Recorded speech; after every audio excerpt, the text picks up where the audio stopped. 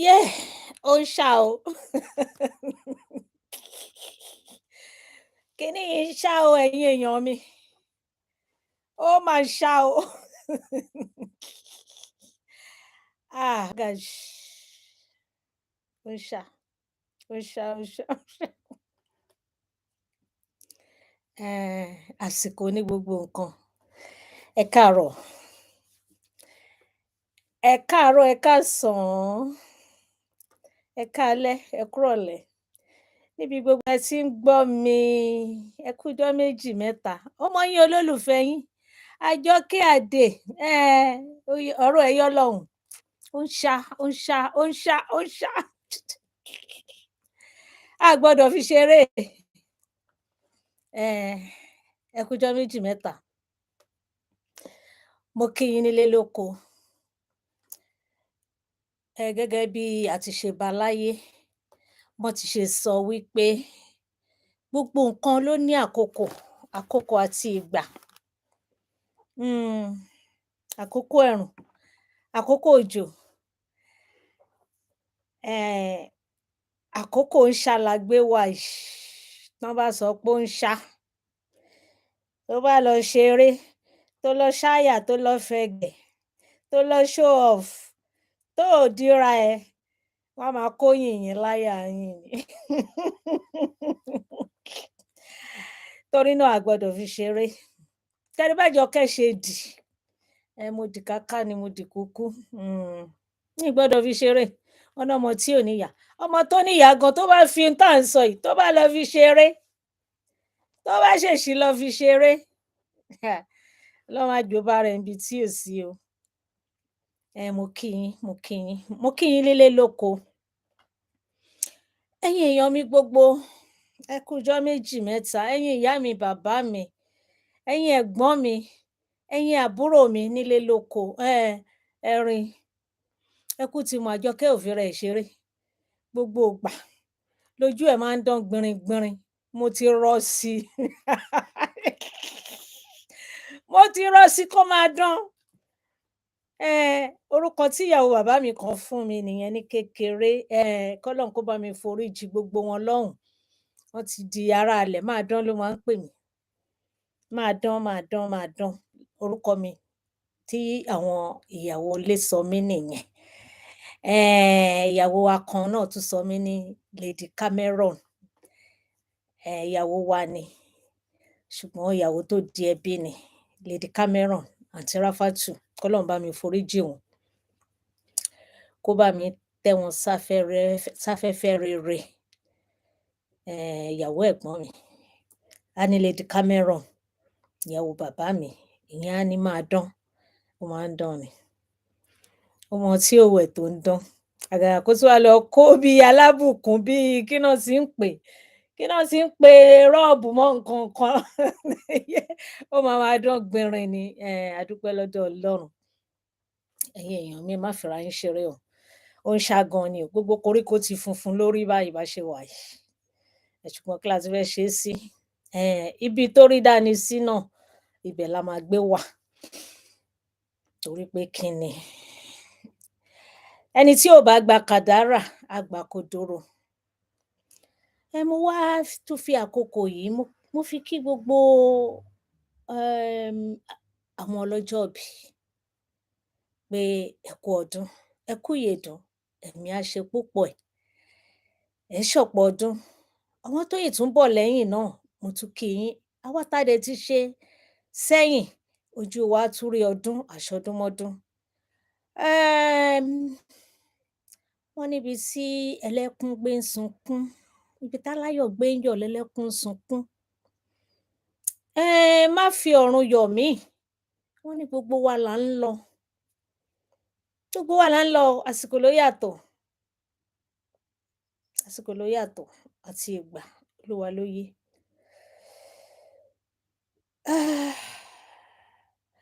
A dúpẹ́ lọ́wọ́ Ọlọ́run àwa tá ìwà láyé. Kì í ṣe pé a mọ̀ ọ́ ṣe, kì í ṣe mímọ̀ ọ́ ṣe. Àsìkò oníkálùkù tó bá ti tó, a máa dágbére. Ìyẹn ò dẹ̀ ń ṣe nǹkan tán fi ń yọ̀yàn. Mo lérò pé ní ọ̀sẹ̀ tó kọjá yìí, èyí tá bá mọ̀ náà ni o, àìmọye tá a mọ̀ tá a lè sọ. Ọ̀sẹ̀ tá fi sílẹ̀ yìí, ó ṣeni láàánú pé ọ̀pọ̀lọpọ̀ àwọn èèyàn ná ti lọ tílẹ̀ tó ti fà mu. Mo rántí pé nínú oṣù yìí náà ni bàbá tó bí mi lọ́mọ ó ṣaláìsí ní 2007. Bàbá mi, bí mo ṣe ń sọ, ọmọ bàbá ẹ̀, ọmọ bàbá ẹ̀, bẹ́ẹ̀ ni, mo ti sọ sẹ́yìn. Mi ò mọ̀ pé wọ́n máa ṣaláìsí kí n tó sọ ńgbà ọjọ́ ìbí mi pé ẹ ṣàdúrà fún mi, mo gbàdúrà lẹ́nu wọn dáadáa. Ọlọ́run ọlọ́jọ́ òní kó bá wa dá gbogbo àwọn òkú wa pọ̀ kẹ́, kó gbé wọn sí afẹ́fẹ́ rere. Ọ̀sẹ̀ tó kọjá yìí náà ni òkú tiwọn. Mo rántí pé oṣù yìí náà ni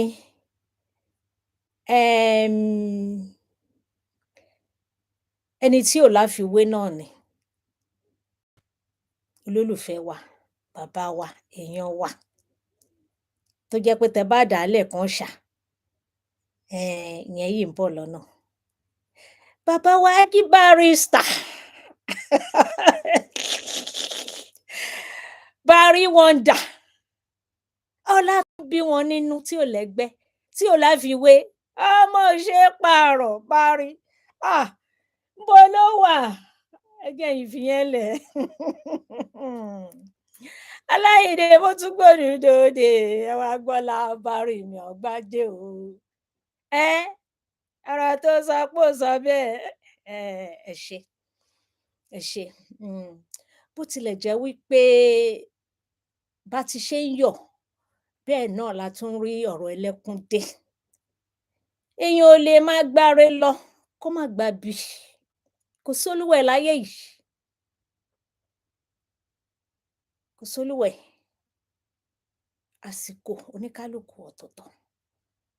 Ìyẹn ló ṣe jẹ́ pé mo kí gbogbo ẹbí ìyá wa, ẹ̀gbọ́n wa, àbúrò wa, olólùfẹ́ wa, ọmọ àwọn kan. Mà ṣe o. Gẹ́gẹ́ bí mo ṣe máa ń sọ, mo ní kò sí kékeré ìrìnàjò láyé yìí.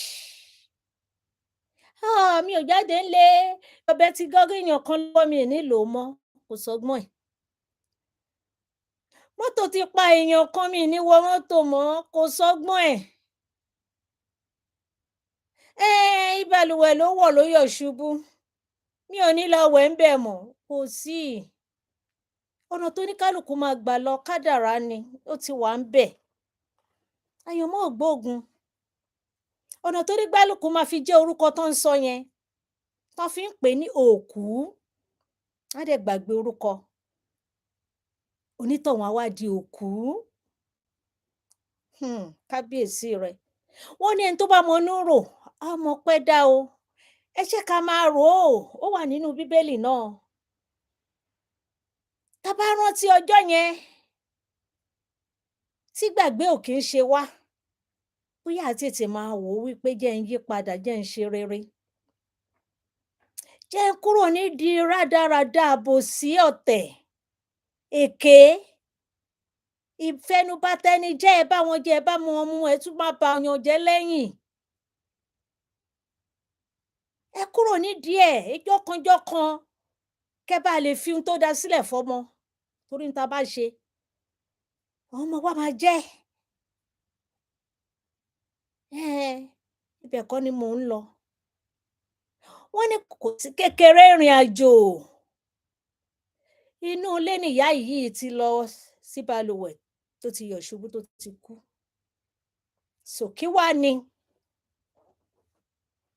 Kí wá là ń sọ? Torí náà mo kí gbogbo ẹbí, ará, ìyá, àbúrò, ẹ̀gbọ́n, ọ̀rẹ́, Alájà Títílayọ̀ Ṣítàbé. Iwájú tí ẹ dojúkọ kò ní bàjẹ́. Ọmọ ohun tẹ́ fi sílẹ̀ sẹ́yìn, kò ní dìbàjẹ́ o. Olúwa tẹ́ yín sáfẹ́fẹ́ rere. Olúwa pa àṣìṣe yín rẹ́. Mo kí gbogbo ẹbí, mo kí gbogbo ará. Àsìkò tiwọn ló dé yẹn. Ta ló mẹni tó kàn? Bó tilẹ̀ jẹ́ pé àwọn kan mọ̀ ìgbà tó kàn wọ́n, wọn ló kàn. Kì í ṣe bíi ti kú o. Ọlọ́run ló mọ̀, Ọlọ́run ló yé, ó yé Ọlọ́run. Ṣùgbọ́n ẹ jẹ́ ká gbìyànjú gẹ́gẹ́ bí mo ṣe máa ń sọ pé Àjọkẹ́. Tẹ́ bá wò ó, ẹlẹ́ṣẹ̀ gidi ni. Nínú ẹ̀ṣẹ̀ 10, mi ò mọ máàkì tí màá fúnra mi tí ò bá kó 10. Ṣùgbọ́n gbogbo ìgbà mo ní ìwọ Ọlọ́run, ohun tó bá máa jẹ́ ẹ̀ṣẹ̀ àbòsí tí n máa sọ lẹ́yìn ọlọ́rọ̀ tí mi ò ní lè sọ níwájú ẹ̀, má jẹ́ ó tẹnu mi jáde. Mo lè wá sọ ọ́ kán ní kò dá bẹ́ẹ̀, kán máa gbé kiri. Tán bá ní kò dá bẹ́ẹ̀ tí mi ì mọ̀ sáìdá, bó ṣe rí ni mo ṣe sọ́. Máa apologize tó bá jẹ́ ohun tó yẹ kí n apologize fún. So by that. Ṣùgbọ́n ká máa purọ́, kán jí wa lójú oorun tá a sọ ká má lè tún sọ yẹn. Mi ò lè ṣe. Mi ò fi ṣègbéraga. Ẹ jẹ́ kí n sọ bí mo ṣe rí. Mi ò dẹ̀ ní purọ́ mọ́ èèyàn torí ẹlẹ́dàá wọn. Ìwọ tó bá nítorí kó jàre, o fẹ́ purọ́, o fẹ́ roko sọ́dọ̀ ẹ̀, ìyẹn ẹ máa jẹ́ tọmọtọmọ. Anyway, mo tún bá àwọn ẹbí ará, ẹ má bínú o, wọ́n lè ní wọn ò gbéṣẹ́ run. Ṣé mọ àwọn èèyàn wa, gbogbo nǹkan ni wọ́n máa ń kà sí kíní, ṣùgbọ́n èyí tá a bá gbọ́, òun náà la máa fi. A bá yín kẹ́dùn ni o. A bá yín kẹ́dùn ni o. Ìyá wa. Bàbá wa náà.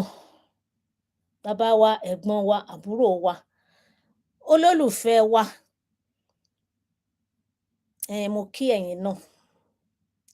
Bó tilẹ̀ jẹ́ pé àárọ̀ yìí la gbọ́ ikú wọn. Mo kí yín o. Ìyàwó, ọkọ, ìyàwó, ọmọ, ẹbí ará. Èjìrẹ́ Òyélàkí, ìyá yín ló ń kí yín. Olúwa nu omijé yín nù. Wíníwíní lójú orogún, èjìwọ̀rọ̀ lójú ìyá ẹ̀. Ọbẹ̀ kìṣì bẹ́kẹ́ṣẹ́ fẹsẹ̀ méjèèjì bẹ́ sílé alákìísà. Ó wọlé alákìísà, ó tún wá sọ alákìísà, ó wá sọ ọ́ di aláṣọ. Àwọn orogún ní àwọn ọmọ wo náà ni? Ṣáwọn ọmọ kínkìnkín wọ̀nyẹn, ọmọ wíníwíní yẹn? Bẹ́ẹ̀ ni. Ṣé bí àwọn ọmọ wíníwíní náà náà wá dolú ọmọ báyìí? Èjìrẹ́, ìyá yín ló ń kí yín o. Ẹ kú ọrọ̀ èèyàn. Ẹ kú ọrọ̀ èèyàn. Ẹ kú ọrọ̀ èèyàn. Ẹ kú ọrọ̀ èèyàn. Mo kí kejì náà, ìyá ìbejì lọ́wọ́n náà. Mo kí yín lọ́pọ̀lọpọ̀. Ọdún á jìnnà síra wọn. Mo kí ọkọ yín, mo kí ẹbí, mo kí ará, mo kí olójúlùmọ̀. Ara tèmi náà ni.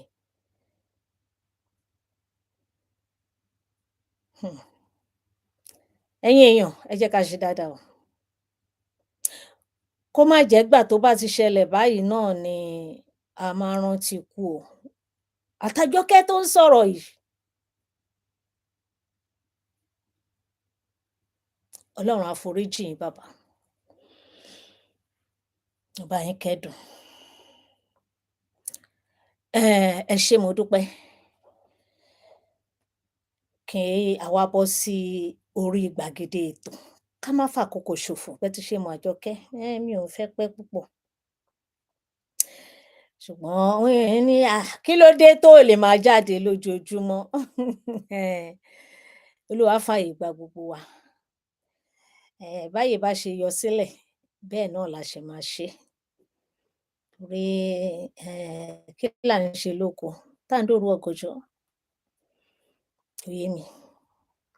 Bóníkálùkù bá ṣe mọ̀ tiẹ̀ ṣe, bẹ́ẹ̀ náà ló ṣe máa ṣe.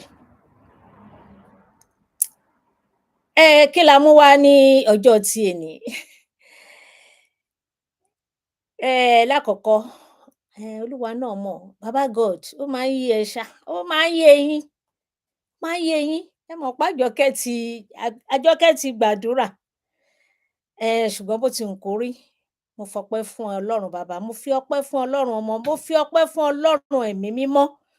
Bó tilẹ̀ jẹ́ pé, ohun tá fẹ́ gbọ́ la ṣáà fẹ́ gbọ́ go straight, ṣùgbọ́n tí ẹ bá yọwọ́ Ọlọ́run kúrò nínú ọ̀rọ̀ ayé ẹ̀, èmi ò mọ̀ ṣá, but gbogbo ẹ̀ wà ní ará wọn tí ò gbé, ṣùgbọ́n ní ilẹ̀ wa tá ti gbé wá ní Nàìjíríà, culture àti gbogbo ẹ̀, tá ti da gbogbo ẹ̀ pọ̀. Ẹní bá base ẹ̀ lórí irọ́, òun ló máa mọ̀ pé irọ́ lòun ń pa. Ṣùgbọ́n nǹkan tó bá try wò tó rí pé ó ń jẹ́ fún ẹ, òun náà ló máa rọ̀ mọ́. Ìbáà jẹ́ alábàáláyé, ìbáà jẹ́ ti Mùsùlùmí, ìbáà jẹ́ tonígbàgbọ́, ará wọn tó jẹ́ màálù náà ná fi ṣe Ọlọ́run wọn, yòówù, baba God ló yé, kò yé anybody.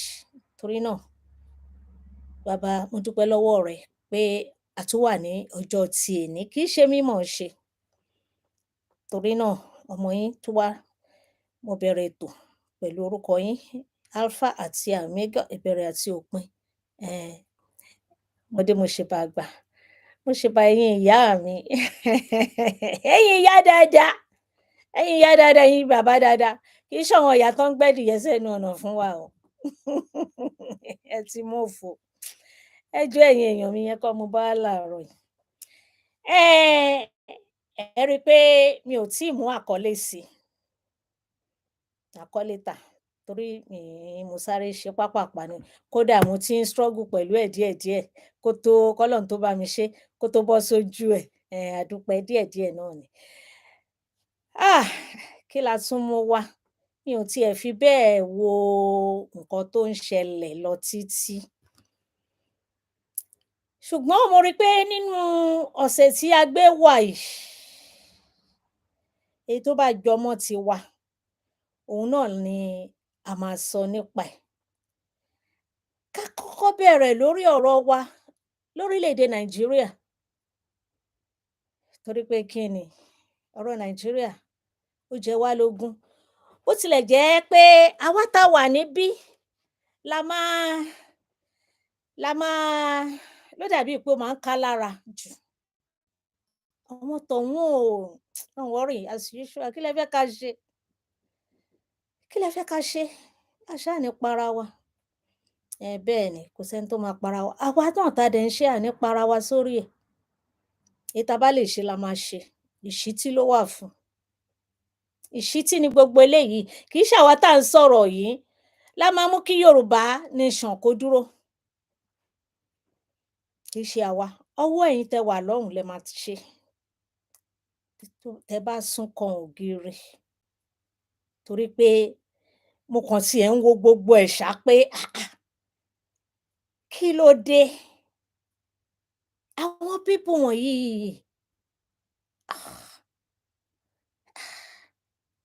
anyway, bóyá nítorí àwa wà níta a dẹ̀ ń rí.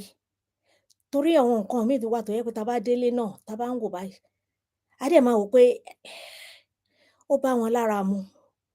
Torí wọn ò rí yàtọ̀ ẹ̀. Àwa rí yàtọ̀ pé kò yẹ kó rí bẹ́ẹ̀. A dẹ̀ rí ohun tó ń ṣẹlẹ̀. Kí ló ń ṣẹlẹ̀? Ìyẹn la ṣe ń sọ ohun tó ń ṣẹlẹ̀ fún yín. Àwọn people yìí wọ́n ti kó yín mọ́ra. Wọ́n ti kó yín jẹ pátápátá bí indomie. Ṣùgbọ́n tẹ bá ní kán fi yín lẹ̀, ó ti tẹ́ yín lọ́rùn. Wọ́n á fi yín lẹ̀. Torí tẹ́ ẹ bá gbésẹ̀, ọmọ tó bá ṣepá, òun nìyá ẹ̀ ló máa gbé. Ẹ má wá torí pé mo mọ̀yàn, mo mọ lágbájá, màá bá tiẹ̀ jẹ́. Tọmọ yín lẹ̀ ń bàjẹ́. Tẹ́ ẹ bá mọ̀. Mo mọ̀, màá bá tiẹ̀ jẹ́. Òótọ́ ni ká sọ. Ẹ má torí pé wọ́n ń sọ̀rọ̀ yín kẹ́ wá bẹ́ ṣe máa bá ayé wọn jẹ́. Ẹ gbọ́ òtítọ́, kẹ́ yíwà padà. Kò sí tó bá di pé èèyàn ti ṣẹ̀ rí kó ṣẹ̀ṣẹ̀. No! Repentance. Kéèyàn repent, ìyẹn gangan ni kó kọ́ ọgbọ́n nínú àṣìṣe tó ti ṣe. ìyẹn gan lolórí. Ṣùgbọ́n àwọn tiwa wọn ò fẹ́. Bó bá dẹ̀ lè tún ṣe, darapọ̀ mọ́ wọn, òun lọ̀rọ̀ wọn. No, kò yẹ kó rí bẹ́ẹ̀ mà sir. Kò yẹ kó rí bẹ́ẹ̀. A rí òtítọ́ báyìí, ọ̀nà rèé, igbó rèé, ẹ dẹ̀ ní igbó yẹn lẹ fẹ́ dorí kọ. Ẹ dorí kọ.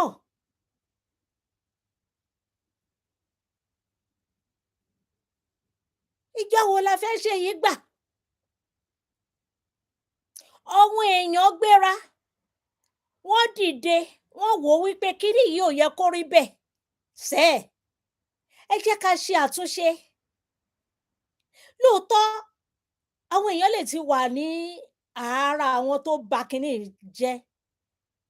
K'áwọn náà ti ṣòṣèlú, kán ti ṣe gbá, kán ti ṣàwo.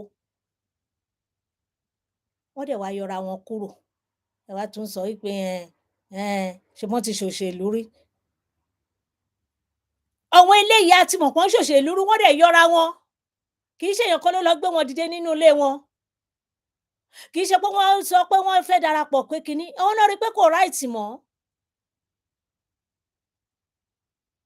And the last time tí mo ṣe show before èyí tí mo ṣe last week, mo sọ̀rọ̀ nípa bàbá wa, bàbá Ọbásanjọ́. Mo dẹ̀ rí pé ńgbà tí mo ṣe show yẹn, ká ní mo ṣe show lẹ́yìn yẹn ni, ǹbá tí gbàgbé, ǹbá sọ̀rọ̀ pé tí wọ́n bá pe bàbá Ọbásanjọ́ wá ní ọjọ́ tí èní, pé wọ́n fún wọn ní àyè pé bàbá, ó yẹ ẹ wá ṣe àtúnṣe. Mo jẹ́rìí, mo rí dájú ni wípé bàbá, wọ́n á apologize, wọ́n á dẹ̀ tún ṣe. Mi ò gbèjà wọn o, ẹ mọ̀ o. Torí ní ọ̀sẹ̀ tí mo ṣe show yẹn tán, mo rí pé wọ́n lọ ṣe meeting níbì kan. Ó dàbí ní pé nípa tí mi bá ṣe mistake, nípa ti ọ̀rọ̀ LASU, bàbá dìde sí. Then another one náà, àìráyè mi ni ò jẹ́ kí n ti máa judge gbogbo àwọn kiní. Torí ẹní bá ṣe, ẹ jẹ́ ká ní wọ́n ṣe, ìkórìíra yẹn ẹ jẹ́ ká mú kúrò lára. Èmi ń sọ fún yín pé tó bá pe olówó òdùrú báyìí, ajífipé ṣeré. Bàbá Ọbásanjọ́ á rectify situation yẹn. Tíjà bá wà ńbẹ̀, ẹ jẹ́ ká gbé tì. Ní ohun tí mo rí ni o, tí wọ́n ṣe that same week. Tẹ́ bá lọ wò ó, ẹ rí ńbẹ̀. Ó possible kán sọ pé àwọn ò dá sí now, àwọn ò sọ nǹkan kan, kò sí n tẹ́ lè ṣe fúnyàn. And the same thing náà ló ṣẹlẹ̀ sí bàbá Akintoye àtàwọn bàbá tó kù gbogbo, then àti Igboho. Torí mò ń gbọ́ pé ṣebí olóṣèlú náà ni Igboho, ṣebí PDP náà ló ń ṣe, bàbá Akintoye náà ṣebí kinní kan. Ẹ̀yin kọ́ lẹ force wọn tán fi ní ìyà ń jẹ àwọn èèyàn wọn. Ẹ get it right. Ẹ̀yin kọ́ lẹ mú wá tẹ́ fi gbúròó wọn. Nǹkan kan ló papọ̀ mọ́ nǹkan kan tí Ọlọ́run fi wá connect wọn mọ́ra wọn. Ìgbòho pẹ̀lú bàbá àtàwọn tó ń ṣe lótìítọ́ àtòdodo. So tẹ́ bá máa sọ̀rọ̀, ẹ má sọ pé bẹ́ẹ̀ dẹ̀ sọ, ẹ sọ fúnra yín ni. Torí àwọn ọmọ Yorùbá àtàtà, orí wọn pé. Gbogbo bá ṣe ń sọ̀rọ̀ yìí náà, wọ́n follow wa. Wọ́n dẹ̀ ń pick èyí tó jẹ́ òótọ́ ńbẹ̀. Analysis tá bá máa ṣe, ẹ má jẹ́ ká fi ti ẹ̀gàn sí. Bàbá dìde lóòótọ́, mo tiẹ̀ ń gbọ́ téèyàn kan sọ pé after December, tí nǹkan kan ò bá ṣẹlẹ̀, òun máa ṣépè fáwọn bàbá ni, òun máa ṣépè fún Igboho ni, òun máa ṣépè fún kinní kan. torí wọ́n ń jẹ lábẹ́ ẹ. Tí èèyàn bá sọ pé eégún bàbá òun máa jó, tó bá ní kò jó, kò jó náà nìyẹn, lọ gbé ìyá ẹ àti bàbá ẹ. Àbọ́mọ Yorùbá kọ́ ni ẹ́ ni? Ló máa ṣépè fún wọn. Ó rí i pé o ò ní common sense. Ṣé right words ló jáde látẹnu ẹ yẹn? Ó máa ṣépè fún wọn tó bá di December. Kí ni ìwọ ń jókòó ṣe nínú ilé ẹ tó wà? Kí ló ń jókòó ṣe? Ọmọ ọlọ́mọ ló ń jábégún dé. Ǹjẹ́ ìwọ tiẹ̀ ti la ẹnu orí ẹ lágbárí ẹ kó sọ wípé àwọn bàbá tán lé kúrò nílùú yìí, kẹ́ ṣe nǹkan kan fún wọn? Ǹjẹ́ ẹ pity wọn? Ǹjẹ́ ẹ sympathize pẹ̀lú àwọn people wọ̀nyí ṣá? Àní ẹ selfish. Ìmọ̀tara yín nìkan lẹ mọ̀. Ìmọ̀tara yín. Àwọn tó dáa fún yín, àwọn náà lẹ ti ń wọ́ tì yẹn. Kò sẹ́ni tó ní kẹ́ má dìbò, wọn ò lè dá yín lọ́wọ́. Kán ní ṣebí bàbá Akintoye náà sọ pé kò ní síbò. Ṣèbí wọ́n sọ pé kinní kan. Bàbá dúró gẹ́gẹ́ bíi pé wọ́n lérò wípé tẹ́ bá ti gbé nǹkan kan wá bá àwọn tẹ́ ti sọ, ẹ ti palẹ̀mọ́ dè ni. Àbí bàbá lẹ ní kó wá bá yín ṣe? Nígbà tí ẹ mú yàn wá, ṣebí èèyàn ló mú headmistress wá bá bàbá. Èèyàn ló mú headmistress wá náà. Tó dẹ̀ gbà tọwọ́ tẹsẹ̀. Ṣé bàbá wa jẹ́ ògbénú ọmọ ènìyàn fọhùn tó mọ ohun tó ń ṣẹlẹ̀, tó mọ irú èèyàn tán jẹ́ náà ṣe ní gbà wọ́n? Tó bá jẹ́ ẹ̀yin náà ńkọ́? Ẹ má sọ̀rọ̀ tó mórí pípé wá. Oníkálùkù ló máa wá yọwọ́ bó ṣe jẹ́. Èéfín ni wà. Ó dàbí àwọn tó ń sọ̀rọ̀ náà nígbà yẹn tólúwa ẹ̀ ò bá yìí tí ì dé bí aná ṣe gbá aná ṣá aná ṣe. Tí èèyàn bá wá dé position yẹn ló máa tó mọ ohun tó ń ṣẹlẹ̀. And the same thing nínú ọ̀rọ̀ ìjọba tá à ń sọ ṣíṣe.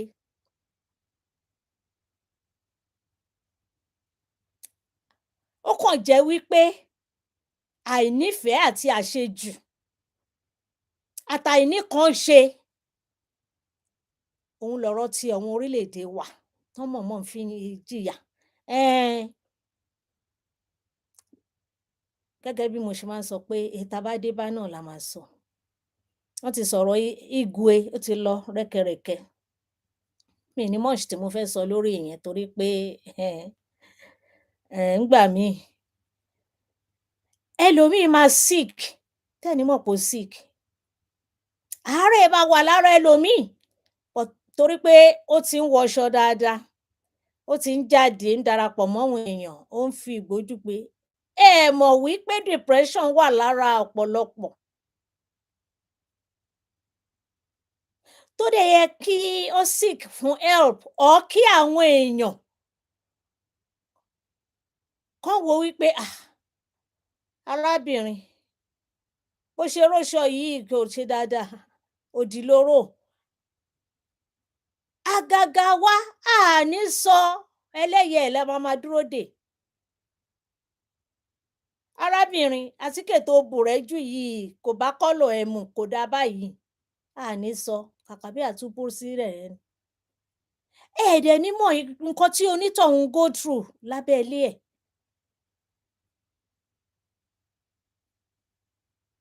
So tí Igwe ń tiẹ̀, èmi rò wípé nǹkan kan dàpọ̀ mọ́ nǹkan kan lára ẹ̀ ni. Àti àtẹnujẹ. Téèyàn bá ti jẹ́ alátẹnujẹ, bó ṣe máa ń rí nìyẹn. Àgàgà kí nǹkan kan wá tún wá lọ trigger ohun tó wà lára ẹ̀ lábẹ́lẹ̀. So tìyẹn, mo gbé yẹn tìyẹn kọ́ ni mo bá wá.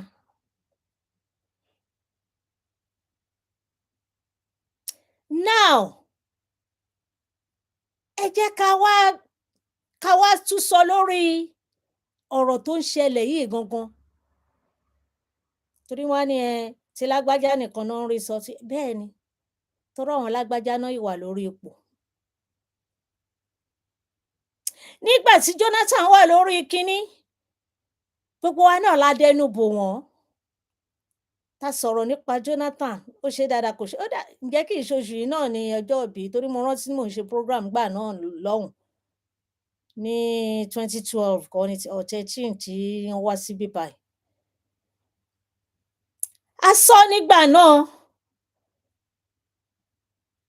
a sọ nígbà náà so kì í ṣe ọ̀rọ̀ pé wọn ò nífẹ̀ẹ́ èèyàn kan ìyẹn kọ́ ni tá à ń bá ká. Then ẹ̀yin ọmọ Yorùbá ẹ ṣe àkíyèsí ẹ ṣàkíyèsí o ẹ ṣọ́ra pẹ̀lú irú àwọn èèyàn tẹ́ máa tẹ̀lé. Ó mà ṣe o ó mà ṣe o. Ọ̀pọ̀lọpọ̀ ó yìí fi Yorùbá bojú o tọ́ dẹ̀ yín mú sí yín tọ́ dẹ̀ ń darapọ̀ pẹ̀lú yín tó dẹ̀ yán lẹ rí gẹ́gẹ́ bí olórí yín tó ń kó yín lọ síwájú. Mà ṣe o. Ṣùgbọ́n ìwọ tó jẹ́rú èèyàn báyìí tó jẹ́ pé o máa ń darapọ̀ pẹ̀lú wọn nínú meeting tó bá ń ṣe meeting ó máa wà ń bẹ̀. Ìwọ ló dúró bí ajagun mólú.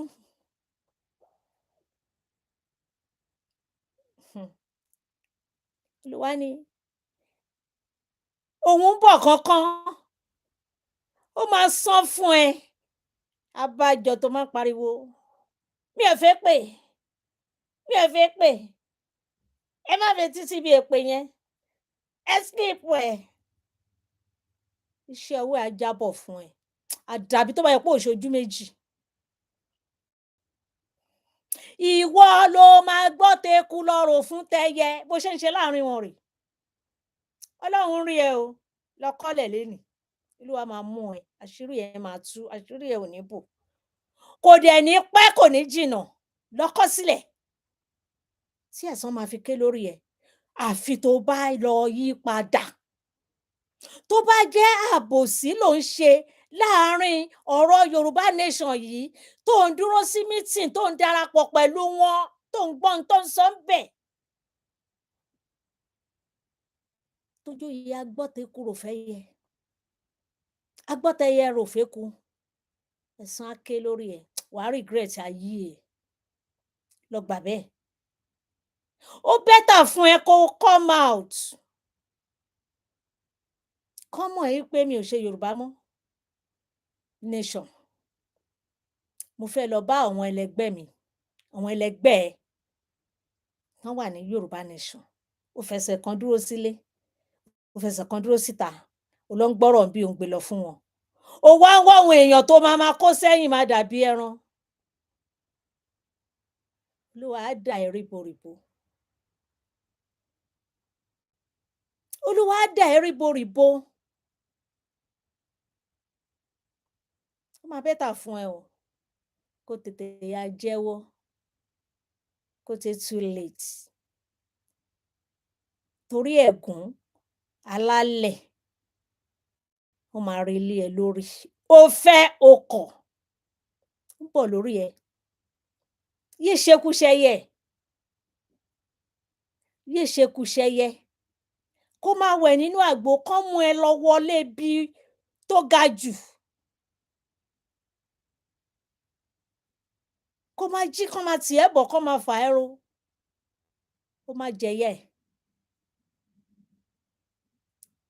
torí ojú méjì ló ń ṣe ó dẹ̀ tún wà ní forefront pé yes ó ń ṣe Yorùbá nation ó dúró wípé ó wá ń wo Yorùbá nation bí ìgbà tó yẹ pé àwọn tó ń kó sẹ́yìn yẹn ọ̀dẹ̀ ni wọ́n máa jó lọ mò ń wẹ̀ yẹn gbẹ́ kòtò lè tẹ́nilẹ̀ lórí yẹ máa jó lọ ẹ tún gbo nílùú fún wọn jójó ìyàkàwò ìwọ ló máa jójú ẹ̀sìn gbẹ̀yìn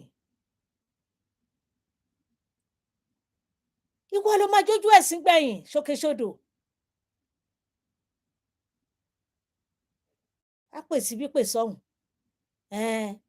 Òun dẹ̀ ló máa kọ́kọ́ gbé wá lọ bá wọn lórí platform. Lágbájá sọ pé báyìí, ẹ wo kiní yìí, á jù ú síbẹ̀. Wà á tún sáré lọ bá ẹni tí ó ju kiní ẹ̀. Mo fẹ́ kó ṣe báyìí, mo fẹ́ kó ṣe báyìí. Ó máa ṣe o. Ó máa ṣe o. Ọlọ́run máa mú ẹ. Ọ̀dàlẹ̀ ná ń perú ẹ̀. Ẹní bá dẹ̀ ti dalẹ̀, ó máa bálẹ̀ lọ. Ẹní bá dalẹ̀, ó máa bálẹ̀ lọ. Kó máa wẹ̀ nínú àgbo, kó máa sùn nínú ẹ̀. O ò gbọ́bi tí wọ́n ti rí ògbólógbòó tó jẹ́ pé olóògùn gidi tán lọ ṣiṣẹ́ lọ́wọ́ ẹ̀, tán ti gbẹ́kẹ̀lé. Ńgbà tán máa lọ fi gba iṣẹ́ wọn, bàbá dà? Òru mọ́jú ni bàbá lọ. So, ṣóríṣẹ́ Ọlọ́run, ìgbẹ́kẹ̀lé èèyàn asán ni. Ẹni tó wá ń ṣe ájò tó ń ṣe òògùn fún ọmọdé, òun ló fẹ́ pa á. Torí ájò àti òògùn yẹn, ó máa gbé wọn nínú ni. Òògùn yẹn máa gbé wọn nínú ni pé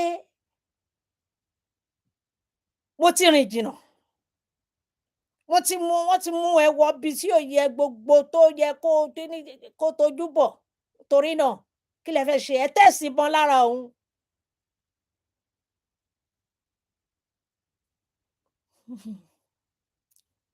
Ọlọ́run kì í ṣe alábòsí. Tó bá yìí ń wò, ń wò ni. Ṣùgbọ́n ẹ̀yin ọmọdé àtàgbàlagbà, ọkùnrin, obìnrin, tí ìgbẹ́kẹ̀lé yín bá ti lọ pọ̀ jù tó ti rọ̀ mọ́ ohun tán ṣe fún yín, ẹ mọ òtítọ́ o. Olúwa ní, èmi ni ọba náà. Á dùn ún ṣe bí ohun tí òun fọwọ́ sí. Á ṣòro ṣe bí ohun tí òun ò fọwọ́ sí. Ìgbẹ́kẹ̀lé ènìyàn asán ni. Ẹ má jẹ́ kí ájò yẹn kó máa gùn yín gàràgàrà. Ó ń pọ̀ jù. Ó ń pọ̀ jù. Ẹ tẹ slow. Ìyẹn lọ bẹ́ẹ̀.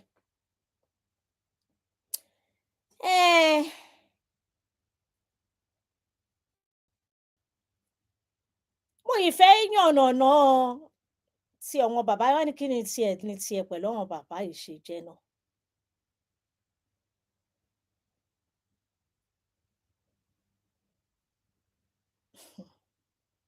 Ó máa ṣe. Ẹ mọ reason tí ọ̀rọ̀ tèmi tó fi dá lé bàbá Akintoye àti Igboho. Torí ẹlòmíì, á ní 60 million, 7 million lòun ń jà fún, lòun torí ẹ̀ ṣe. Torí ta ni Igboho ṣe bọ́ síta lákọ̀ọ́kọ́? Torí ta ni bàbá ṣe bọ́ síta? Ṣẹ́yìn fún ara yín lẹ bọ́ síta tẹ mọ̀ ń pẹ̀? Ẹ wá mọ̀ ìyá ọ̀ṣọ́ ju ọ̀ṣọ́ lọ. Àwọn tí ó bọ́ síta tí wọ́n pàdánù oríṣiríṣi nǹkan nípasẹ̀ nǹkan yìí, tẹ wá ní kì í ṣe nítorí wọn mọ́, àfibíṣólóore ni yín o. Àfibíṣólóore ni yín. Ẹ jẹ́ kí èmi sọ fún yín, èmi ò torí 60, 70, 80, 90 million kankan.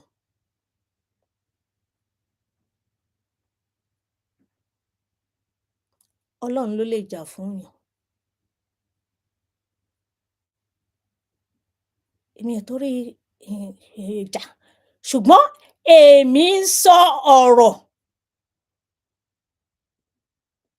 láti pe àkíyèsí wa sí àwọn tí wọ́n kọ́kọ́ dìde sí ọ̀rọ̀ yìí. Ẹni bá ṣe dáadáa, ẹ jẹ́ ká sọ pé wọ́n ṣe dáadáa. Kì í ṣe ẹni tó wá tí ó jẹ́ wí pé má ṣe o. Ó fẹ́ fi ẹ̀tàn, ó fẹ́ fi ìgbójú, ó fẹ́ fi da nǹkan rú, ó fẹ́ fi gbògo. Pé èmi. Ọ̀rọ̀ ẹ̀ ò tiẹ̀ jẹ́ tuntun mọ́. Mi ì tiẹ̀ fẹ́ máa lọ síbẹ̀ lọ títí mọ́. Ohun tó lóo fẹ́ ṣe yẹn, why tó fi ń béèrè lọ́wọ́ àwọn èèyàn pé ṣẹ fẹ́ kí n ṣe nǹkan báyìí? Ṣé o béèrè lọ́wọ́ wọn tẹ́lẹ̀ kó tó máa ṣe?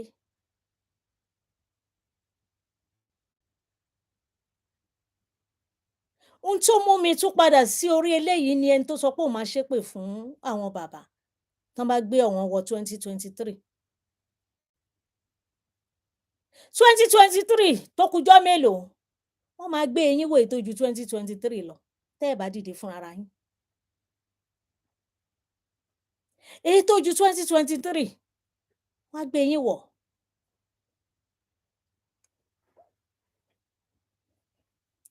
ẹ̀yin wà ń bẹ̀ ẹ̀ ń dún kóró ẹ̀ ń dún kàrà. ẹ̀ ṣàánú wọn ṣá. bàbá Igboho. Is back again. It says, Neymar can't retire now, Joe. The idea of the best player waiting to take the last níbo ni wọ́n ti já wa? and taking the glory. níbo ló ti já wa? ta ni? ó ga o.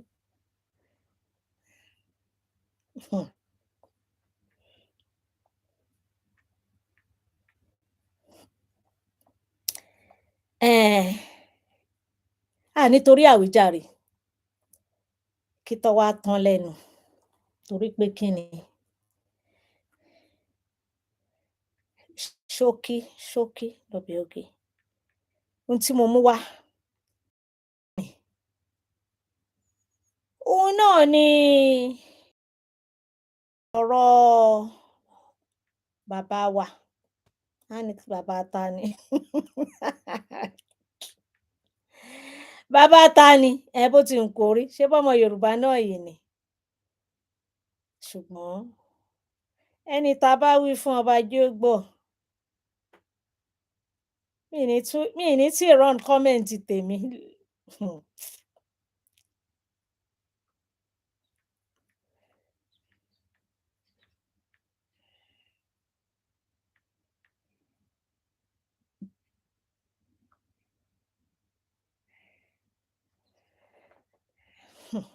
oh my God. ẹ gbọ́ nǹkan tí wọ́n sọ. gbogbo wa ti gbọ́ o ṣùgbọ́n ìgbà tí bí mo ṣe máa ń sọ.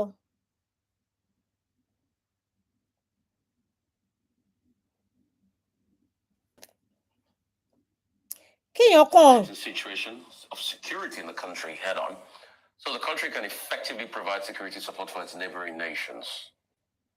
Oh, Your Excellency, wonderful. The question I wanted to ask, you have touched on briefly. My name, first of all, is Baroness Tinuke Davis Kensington. I'm a Nigerian. You've touched on security, very important issue in Nigeria. But you've not told us how you're going to manage this. We'd like you to tell us how you will manage security in Nigeria. And second part of my question, there's loads of kidnapping of women and girls in Nigeria, rape of our young children in Nigeria. Can you tell us, Your Excellency, how this will be managed? Thank you. Let me once demonstrate here. One of those philosophers I wanted doctrine that I believe family in is teamship, unbreakable team. To demonstrate that, I will choose the first question, assign it to Dele Alake. Okay. And the second question, assign to Nasiru El-Rufai. Security has been a big issue in Nigeria in the last few years, and that has affected not only rural economies, agricultural production, commerce, and everything else. The Bola Tinubu administration will address these challenges, or whatever remains of it, after the efforts of this administration in at least 3 ways. First, policing. Nigeria has about 300,000 policemen for a population of over 200 million. We need at least twice that number. That will be achieved by amending the constitution so that policing can be at federal, state and even at community level. Okay, we're having another round of questions. So I start with the lady there. You, yes. Mariam Adewale, Nigerian in diaspora of over 40 years. I know we have remittances over 30 billion remitted to Nigeria from worldwide every year. And I do appreciate that the leaders, they do come every electoral cycle to speak to us in diaspora, but we can't vote. Is there any plans you have, sir, with regards to diaspora voting? I think it was Erufai last night that mentioned that diaspora voters are entitled to voting. If you make contribution to the economy with remittances that you have been making, your right to vote should not be abrogated, but promoted. However, we are still building confidence in our democratic and voting system. INEC is still yet to assure us during this election that electronic transmission, the technology being used for accreditation, and the total vote count is reliable, dependable, and assuring in our democratic process before we introduce a complicated element of mail-in ballots and so on. My name is Priscilla Igboho. I'm a freelance broadcast journalist. Sir, you've spoken a great deal about what you've done in Lagos, and yes, we're very aware of it, and you're a team player because you're able to include everybody else, and we appreciate your team here today, and they're very capable, and we can see that they have the capacity and the capability.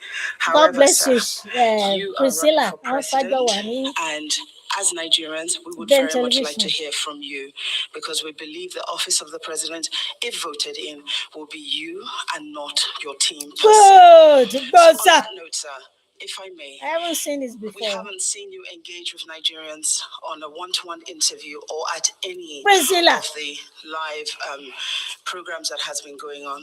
And furthermore, there are issues at the moment running with regards to your identity, with regards to your age. So I wonder if you could provide some clarity on the issues of your identity and age, and also let us know where we can engage with you one-on-one on an interview, hear from you directly as the office holder. Thank you. Thank you very much for the question.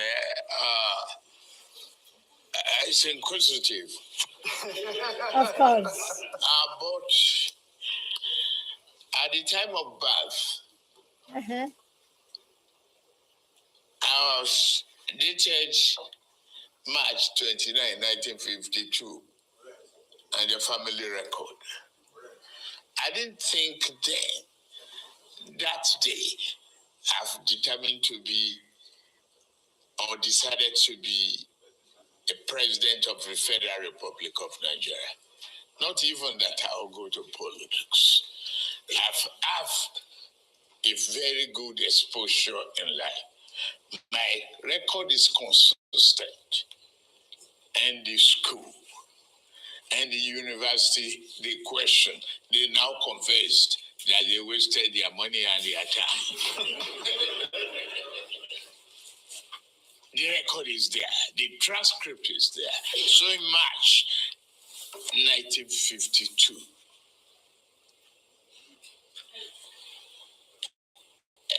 I'm not claiming another father. I am Tinubu and Tinubu proper. If they want a DNA, they could as well require for one. One of them has been even accused of not being a Nigerian citizen. I didn't touch that area. Yes.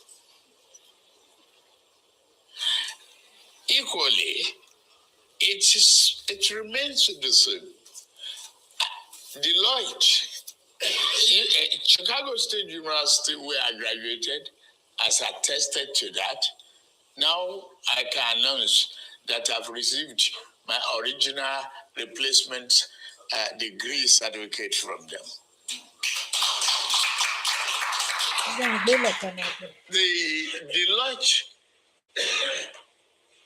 trained me as an accounting firm. Mobile Oil has attested to my record, a standing record.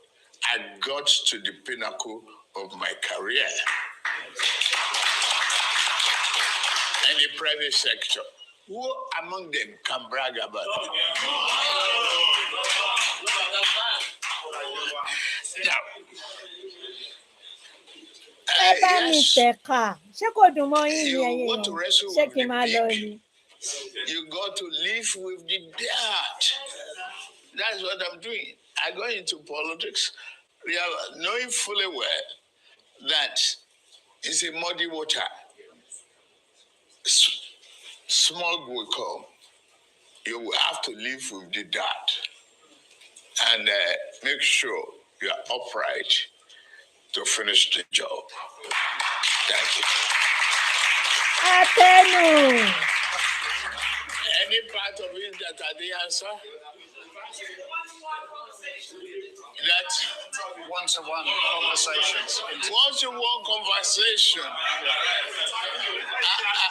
Excuse me. Please, be quiet. I see myself as a marketable individual. Want to use me to make money, and I'm saying no.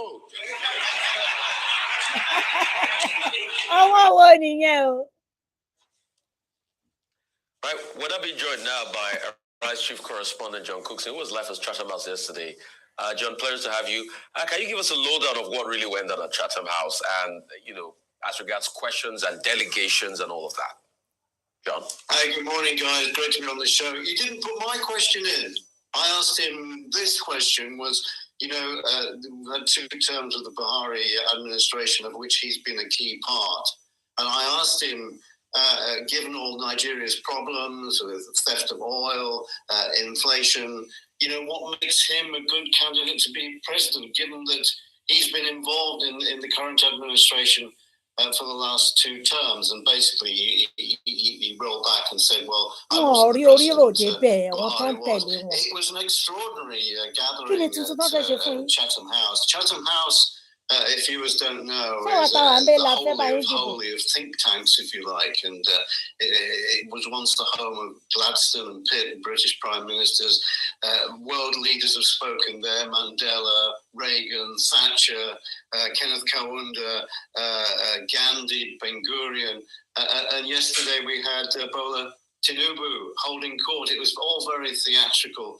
Now, normally at these Chatham House events, the room is a very staid affair, very solemn.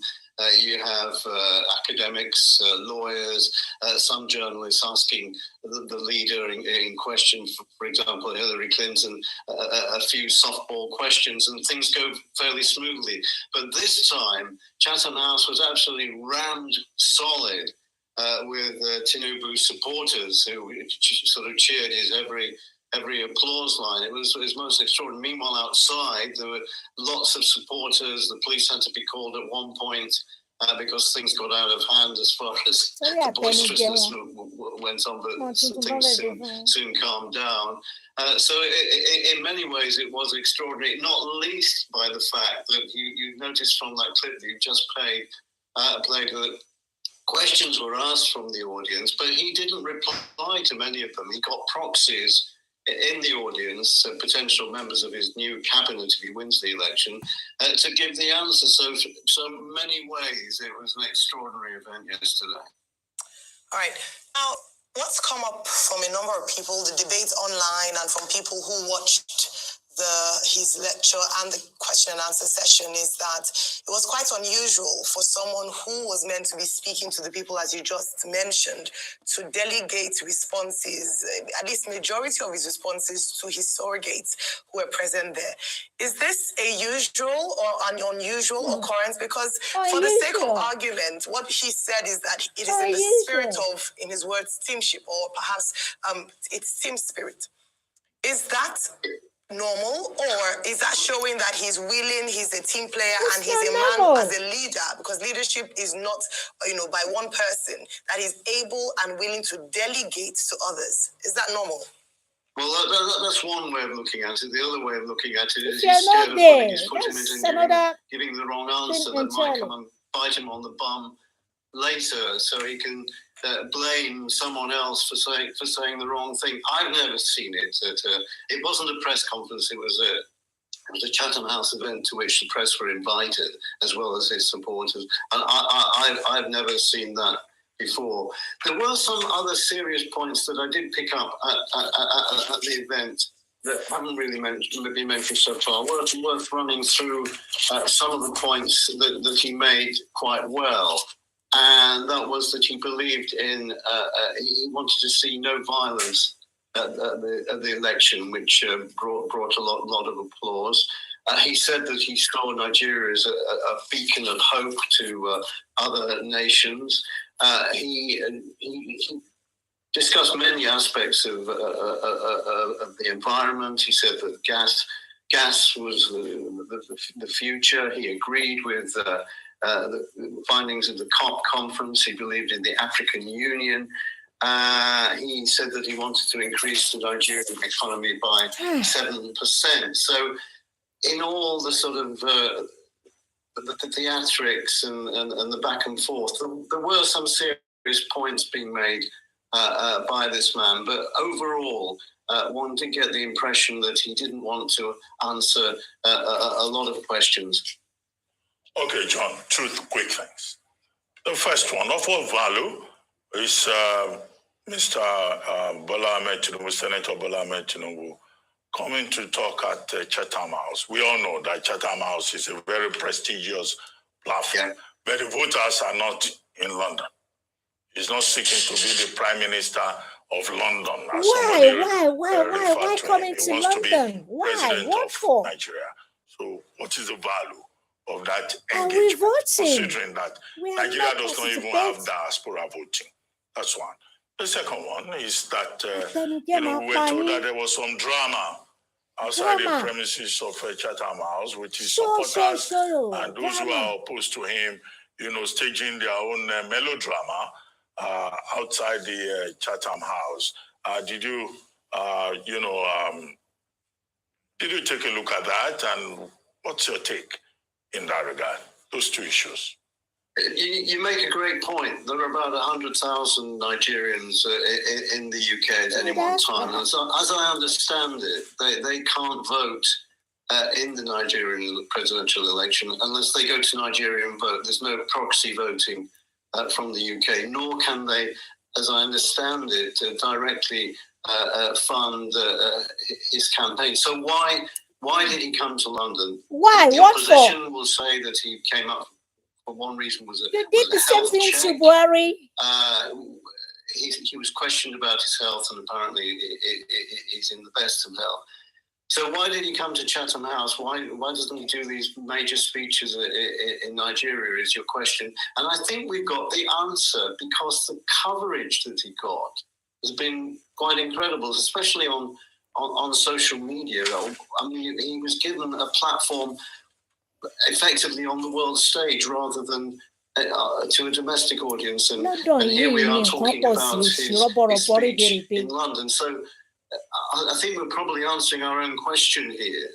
Why did he come to London? Because he's got a lot of publicity, not only back home in Nigeria, but also in the UK, not through mainstream media here particularly, but on social media. So I think that's the answer. He goes on to the United States. We don't know who he's meeting there, and then he goes to Paris as well in the next few days, where I understand he has some business interests. So we'll hear a lot more from Mr. Tinubu in the coming days.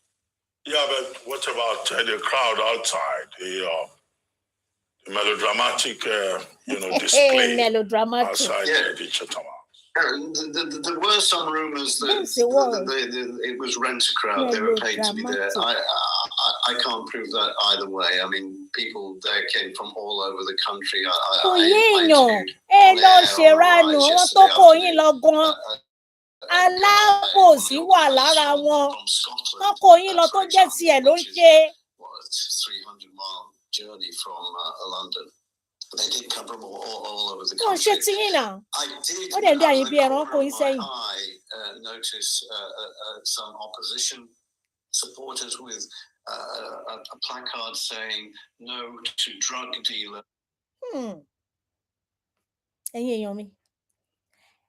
Tí ẹ bá lọ wo show of shame tí wọ́n ṣe ní ọjọ́ Monday kan ni, ẹ rí wípé àbòsí wọ bẹ̀ yẹn.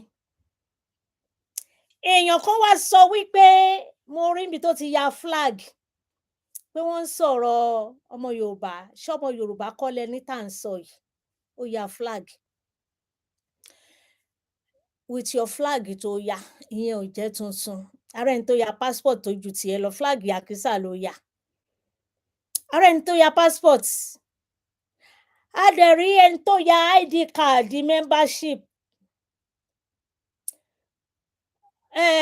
Mo pity ẹ torí pé ibi tó ti ń ṣáná yẹn, tó ti ń ṣáná sí ordinary flag tó fi bojú, you are not part of us. O kì í ṣe ara Yorùbá nation. O kàn lọ he flag ni ló wá sún. Àmọ́ ibi tó ti ń bọ̀, ọkọ̀ ẹ tó gbé jáde alátẹnujẹ. Àti bẹ̀lẹ̀ tí ń bọ̀ tó ló ya flag, ó dáná sun flag. Àti bẹ̀lẹ̀ tí ń bọ̀ tí orí ìwọ bá pé. Number one, ṣé ó yẹ kó lọ máa ṣáná ní ẹ̀gbẹ́ ọkọ̀ tó ti ń ṣáná tó fẹ́ sun flag? Bẹ́ẹ̀ ṣe máa ń ṣera yín nìyẹn. Iná tó ń ṣá tó ló fẹ́ sun flag yẹn, ọkọ̀ ràbẹ̀dẹ̀ tí o fẹ́ fi show off tó bá gbiná tó ràn mọ́ ẹ lára, ṣó mọ̀ kó kú gbé ni? Èmi ló kàn rán ẹ níṣẹ́. Ó ń ṣiṣẹ́ owó ẹ̀ ni, àtẹnujẹ. Mo pàlù fún ẹ. Ṣé nítorí pé èèyàn wá jẹ́ Yorùbá, tá bá ròótọ́ ká má sọ? Ọdún mélòó náà ti wà lẹ́nu kínní ìtàn kó wa sídìí rátìràtì. Alá ń bẹ àwọn bàbá àgbàlagbà wọ̀nyí. A bẹ̀ wọ́n láàárọ̀, a bẹ̀ wọ́n lọ́sàn-án, a bẹ̀ wọ́n lálẹ́. Pé ẹ gbà wá, àtọba àti ìjòyè. Ìyà ń jẹ àwọn ọmọ yín. Ẹ jáde síta, ẹ sọ̀rọ̀. Ṣùgbọ́n torí ara àtẹnujẹ yìí náà ni kówó tó ń san fún wọn lóṣooṣù má bàa dín. Tí kú bá dé, ṣé owó yẹn ò ní stop? Bí ò tiẹ̀ stop, ṣẹ́yìn lẹ́ ná. Kí lẹ̀ ń bẹ̀rù sí? Torí wọ́n máa pa yín. Ìgbà wo lẹ̀ ní kú? Àwọn ọba tí wọn ò sọ̀rọ̀ sókè, tí wọn ò dá sí, ikú dé wọlé, ó mú wọn lọ. Bàbá sòótọ́ a máa kú, bàbá sòótọ́ a máa rọ̀run. Èmi máa ń sọ fún yín pé ẹni tó bá ń ṣerú táwa ń ṣe yìí, kó rẹ́dì nínú kan lè kúrò nù, nínú kó ṣẹ̀wọ̀n àbí nínú kó kú. Èmi dẹ̀ ń sọ fún yín pé nínú mẹ́tẹ̀ẹ̀ta yẹn, wàláì, mi ò bẹ̀rù kankan nínú ẹ̀, ẹ gbà bẹ́ẹ̀. Mi ò bẹ̀rù kankan nínú ẹ̀. Tó bá ti jẹ́ òótọ́ ni mò ń sọ. Mi ò bẹ̀rù o. Mo fi Olúwa tó ṣe ẹ̀dá mi, tó mú mi dúró de ọjọ́ òní tí mo wà yìí, wípé nínú mẹ́tẹ̀ẹ̀ta tí mo kà sílẹ̀ yẹn, mi ò bẹ̀rù kankan nínú ẹ̀. Mo dẹ̀ wá ń bẹ Ọlọ́run tó dá mi wípé má gba ọ̀rọ̀ òtítọ́ ní ẹnu mi.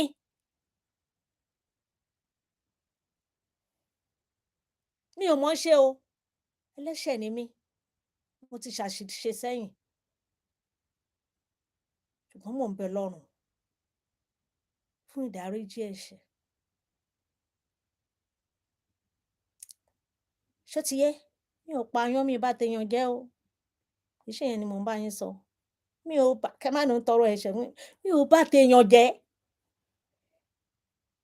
torí ẹni bá bá tèèyàn jẹ́ tí ẹ náà má bàjẹ́ ìyẹn kọ́ ni mò ń bá yín sọ èmi ń sọ ní sọ wípé èèyàn lè wà láyé láláì ní ẹ̀ṣẹ̀ kò sí séǹtì ni mò ń fi ń bá yín sọ̀rọ̀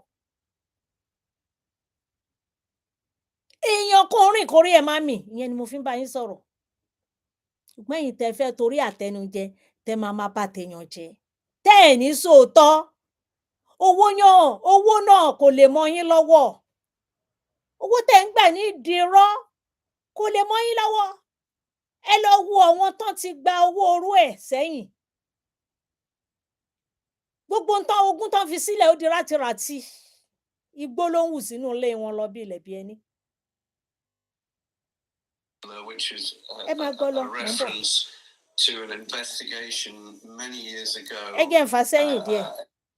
into Tinubu's active days, where I understand he has some business interests. So we'll hear a lot more from Mr. Tinubu in the coming days. Yeah, but what about the crowd outside? The melodramatic, display outside the Chatham House. There were some rumors that it was rent-a-crowd. They were paid to be there. I can't prove that either way. I mean, people there came from all over the country. I interviewed on air on Arise yesterday afternoon a guy, one of the organisers from Scotland, for example, which is a 300-mile journey from London. They did come from all over the country. I did, out of the corner of my eye, notice some opposition supporters with a placard saying "No to drug dealer," which is a reference to an investigation many years ago into Tinubu's activities in Chicago, all of which have always been denied. So there were a sprinkling I saw out of the corner of my eye of opposition supporters, but the vast majority of them were there on the surface to cheer for Tinubu. All right, thank you, John. ẹ ṣé ẹ̀yin èèyàn mi mo lérò pé ẹ gbádùn ètò àgbọ̀ yẹn ọ̀rọ̀ àṣìírè ló máa ń yàtọ̀ ẹ tún gbọ́ ohun tí alàgbà yìí sọ.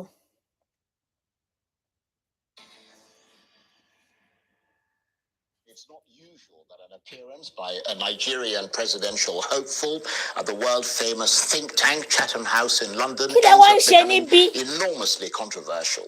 After all, several Nigerians seeking elective office, including Olusegun Obasanjo and Muhammadu Buhari, have been invited to speak there and to answer questions. But the visit to the Institute by Bola Ahmed Tinubu, the presidential candidate of Nigeria's ruling APC party, has become mired in contention. That's because Mr. Tinubu chose to delegate key policy questions to members of his team rather than answer them himself.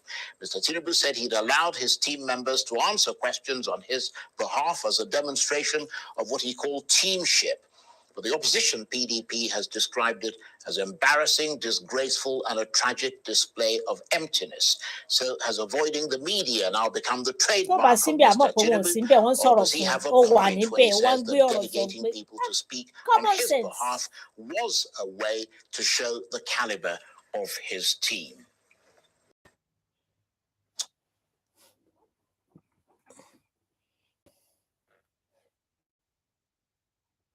Kí ló ń ṣẹlẹ̀?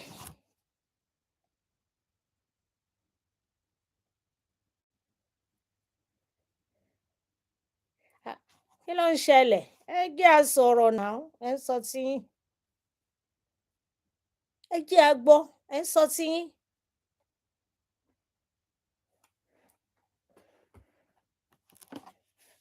Bá dẹ̀ jẹ́ a gbọ́ ń bí màá jù síbòmí.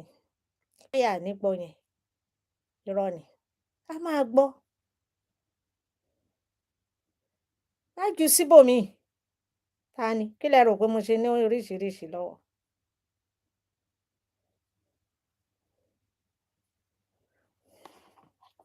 Mo mọ̀ pọ́pọ̀lọpọ̀ ti gbọ́. ṣùgbọ́n gbà tèmi bá dé. Well, for his take on this, I'm joined now in the studio by the public policy expert and PDP and Atiku Abubakar supporter, Professor Usman Yusuf. Thank you very much indeed for coming in. Thank you for having me. Let's start at the corners of the picture before we hit the eye of the storm. I wonder if you watched the arrival presidential count. Bíbíire ò ṣe fowó rà. Mo rọ́wọ́ ẹ o. Mo rọ́wọ́ ẹ rẹpẹtẹ. Mo rọ́wọ́ ẹ akànnì. Ọmọ ò ṣe pààrọ̀. Bàbá mi Moses. Mo dúpẹ́ lọ́wọ́ yín. Ẹ ṣé Lady Ajokeade kú iṣẹ́. Ẹ ṣé. Thank you very much, sir. Mo dúpẹ́ lọ́wọ́ yín. No, èmi ò sí níbi ibẹ̀ níjọ́ yẹn, mi ò lọ torí mo busy. Bàbá mi, èmi kọ́ lẹ rí. Mi ò lọ ńjọ́ yẹn àti pé ọ̀nà mi ti jìn sí London nsìn. Ọ̀nà mi ti jìn díẹ̀. Kò síbi téèyàn wà náà o, ẹni tá fẹ́ nílé ẹ̀ ó ń jìnnà. Àti pé ẹ̀yin èèyàn mi, ẹ jí ẹ má sùn. Ẹ wo àwọn tó ń kó yín lọ, ṣé wọ́n ń ṣe lótìítọ́ àti lódodo. Mo dúpẹ́ lọ́wọ́ brother mi tó wà ńbẹ̀ ńjọ́ yẹn náà. Tí wọ́n ń ju jẹ́ kán mọ̀ sí. Torí yẹn ó máa ń bí wọn nínú. Jẹ́ kán mọ̀ níbi táwọn ti fẹ́ lọ máa show àwọn ti ọ̀hún torí àwọn èèyàn wọn ni wọ́n. Ẹsẹ̀ kan lé ẹsẹ̀ kan ọ̀tá. Bẹ́ẹ̀ ni ẹni tí wá ń show jẹ́ kán mọ̀. Jẹ́ kán mọ̀ lóòótọ́ àwọn tí wá lè máa pọ̀ púpọ̀ níbẹ̀. Ṣùgbọ́n a mọ nǹkan tó gbé yín lọ. A mọ ohun tó gbé yín débẹ̀. Àtẹnujẹ ni. Why tó jẹ́ bí ilẹ̀ wa ń polongo? Ṣáà fẹ́ bá yín dìbò ni? Ṣáà fẹ́ bá yín dìbò? Ibi gba olè ó gbọ̀lẹ̀. Torí pé kí ni? Ọ̀pọ̀ nǹkan yín ìbílẹ̀ ń kó wọn wá. Wọ́n dẹ̀ ń rí jẹ, wọ́n ń rí yín lò. Òun náà ṣe ń gbà yín láyè kátikàti rádaràda rédèrèdè rọ̀bọ̀rọ̀bọ̀. Kí ló kàn wá pẹ̀lú bí tẹ́ ti wá ń campaign? Tẹ́ wá ń dẹ wọ́n sí àárín wa. Tọ́ wá kó àwọn èèyàn Yorùbá nation. At the end of the day, náà kó wọn. Náà fi kún lẹ́yìn now. Tán kó wọn wá fún yín. Ẹ rí pé àtẹ́wọ́ ń lọ nínú ibẹ̀ because ẹ gbọ́ nínú interview tí wọ́n ń ṣe gbogbo. Àwọn èèyàn wọn ló kún bẹ̀ so àtẹ́wọ́ láti máa lọ. Èèyàn wa kankan Priscilla, èèyàn tèmi. Thank you very much. You said it all. Kí lẹ wá ṣe ń bí? Kí lẹ wá ṣe ń bí? Ní ọmọ Yorùbá, ẹ tí kárí ilé polongo tán. Wọ́n tí gbọ́ yín nínú oko nínú igbó tán ti ń pa àwọn èèyàn kiri. Ó di bí mélòó tẹ wọ̀ lọ́nbẹ̀. Tẹ wá ń fi búrẹ́dì kó wa lọ́bẹ̀ jẹ. Ẹ yé máa tàn wá, àwọn tí yín ló wà ńbẹ̀, àtẹ́wọ́ lè máa lọ kó máa ró. Ẹ̀yin tẹ́ ń kó wa lé wọn lọ́wọ́ tẹ́ ń pretend ìdájọ́ Ọlọ́run ó máa dé bá yín. Ẹ máa lẹ́ẹ̀fẹ́ pé èèpẹ̀ wà lórí yín àtẹ̀gùn. Tá bá máa gbọ́ nsìn, ẹni kan àkáǹtì tó wà ńlẹ̀ kan yọ owó fún yín. Ẹ fẹ́ kó àwọn èèyàn síta, ẹ fẹ́ tún kó wọn lọ lórí irọ́. Àwọn tẹ́ kó jáde tó jẹ́ pé ẹ̀ ń yínmú lẹ́yìn wọn. Ẹ̀yin ò bọ́ síta sọ̀rọ̀ náà, kán rí yín pé ti Yorùbá nation gọ́gọ́ lẹ̀ ń ṣe. Níbo lẹ dúró sí? Ẹ jẹ́ kán mọ̀. Jẹ́ kán mọ̀. Thank you my brother. Jẹ́ kán mọ̀. Ẹ̀yin jẹ́ kán gbé yín lọ síbi interview gbàgede gidi. Bí wo bá ṣe tó máa roll máa gbé ẹ síbò yẹn. If so, what did you make of Bola Tinubu's absence? Yeah, I did. I watched it all through. I mean, it's not often I sit down and watch this much TV. But when presidential candidates go on TV, they are auditioning for the nation, for a job. And people just watch them. Not only how they handle the question, but how they comport themselves, what they...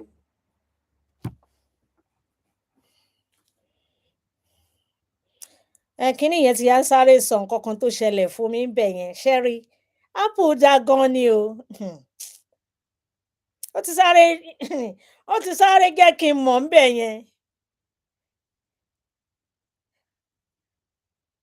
ìtẹ́ bá fẹ́ dọ̀dọ̀ kú dánwò pẹ̀lú mi.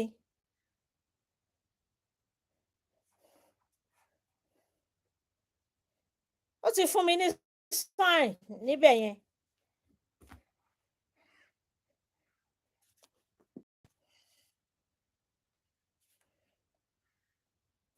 ends up becoming enormously controversial. After all, several Nigerians seeking elective office, including Olusegun Obasanjo and Muhammadu Buhari, have been invited to speak there and to answer questions. But the visit to the Institute by Bola Ahmed Tinubu, the presidential candidate of Nigeria's ruling APC party, has become mired in contention. And that's because Mr. Tinubu chose to delegate key policy questions to members of his team rather than answer them himself. Mr. Tinubu said he'd allowed his team members to answer questions on his behalf as a demonstration of what he called teamship. But the opposition, PDP, has described it as embarrassing, disgraceful, and a tragic display of emptiness. So has avoiding the media now become the trademark of Mr. Tinubu? Or does he have a point when he says that delegating people to speak on his behalf was a way to show the caliber of his team? Yes. I'm coming back, my brother, Moses. I saw what you... Thank you.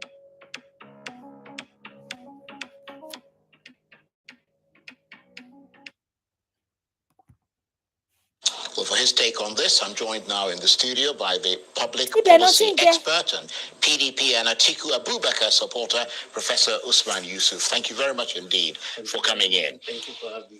Let's start at the corners of the picture before we hit the eye of the storm.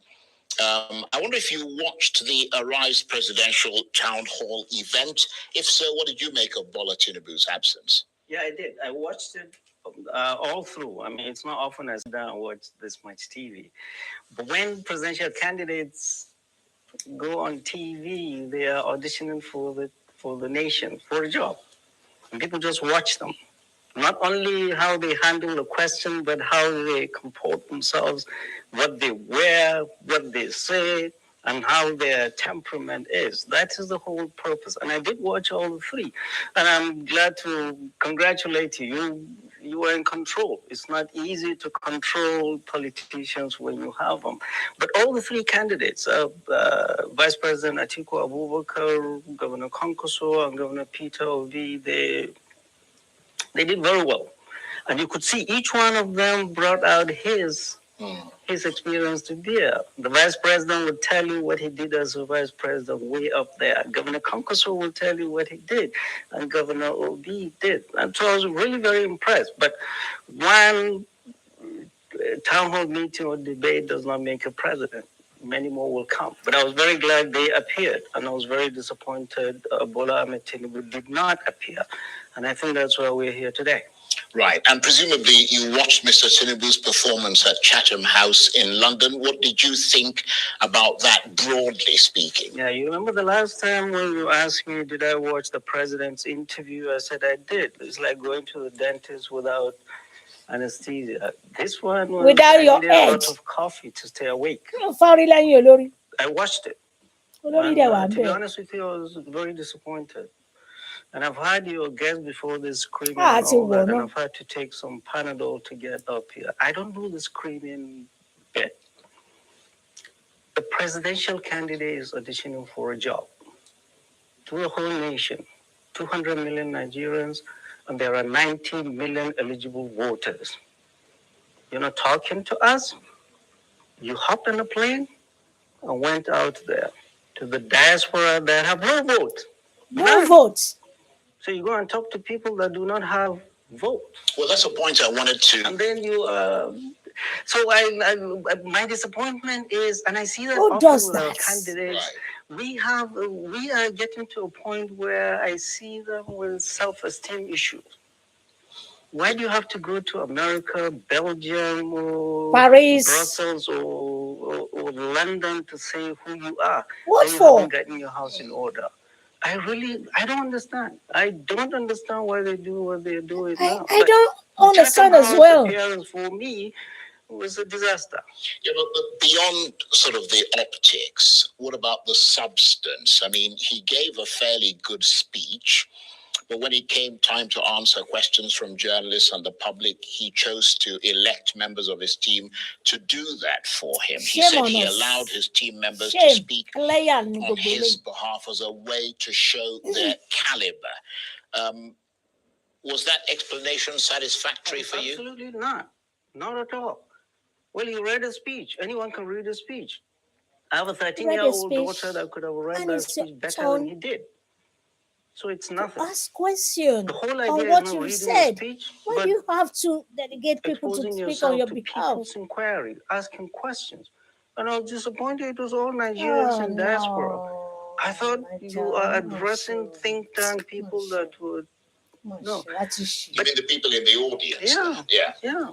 Oh, I've never been to Chatham House and I don't know how they do that stuff, but there's a collection of Nigerians out there. You didn't have to do it to Chatham House. Mo gbọ́ pé obì náà yìí ń bọ̀. Mo gbọ́ pé ó láìpẹ́ Kátìkù náà wà. But the whole But tẹ́lẹ̀ ti ṣẹlẹ̀, idea wọ́n á ronú of outsourcing questions to his team. Is there anybody in the team there that we do not know of? Òun ni kọ́kọ́ ló ń lọ káàkiri. Is it the Nasru El-Rufai that is new to us? I don't know. Is it the speaker, Bajabi Amila, that is new to us? Why is he auditioning them out there?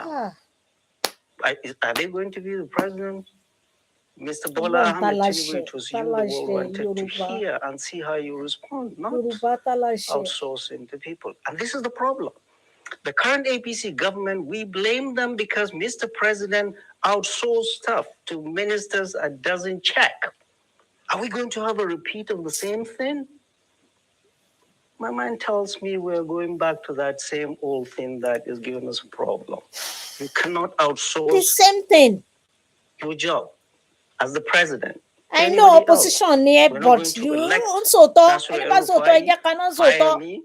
Bájẹ́ tí wọn náà ló ṣe aṣọ pọ̀ tí wọ́n láyé rán yìí. We're going to elect you, and we want to see how you handle questions. And he did not do that. Right. Well, keeping in mind that you are an Atiku Abubakar supporter and a PDP supporter, do you think this appearance at Chatham House has helped or hindered his chances at the polls in February? I don't see how. I mean, I really don't. Come on. Instead of going to London, you want the votes in Katsina? Go to Bazari, go to Faskari, go and empathize with IDPs, with our people. You're going to London to do what? Are the people in London going to elect you? So, let me tell you this. I've always said Bola Ahmed Tinubu, his politics has never been national. His politics has always been regional in the Southwest, and mostly in Lagos, where he's the El Comandante, nobody. And his inexperience nationally on the national front is showing. How, especially when he started, it was the SGF, the former SGF, who was his very good friend, Goody Law, that said he was not going to the Southeast because it's a waste of time and money. That's what he said.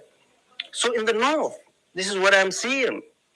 He is subcontracting the governors and political praise singers to bring the votes for him.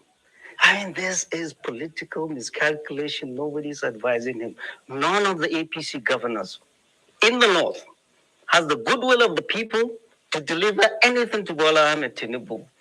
If he's given them money for that, he should get his money back. Come talk to us. We don't know him. Look, let's compare and contrast him, a Muslim from the Southwest, doing the same ticket as late MKO Abiola and King Kibe. They're totally different people. MKO Abiola invested in relationships in the North for a very long time.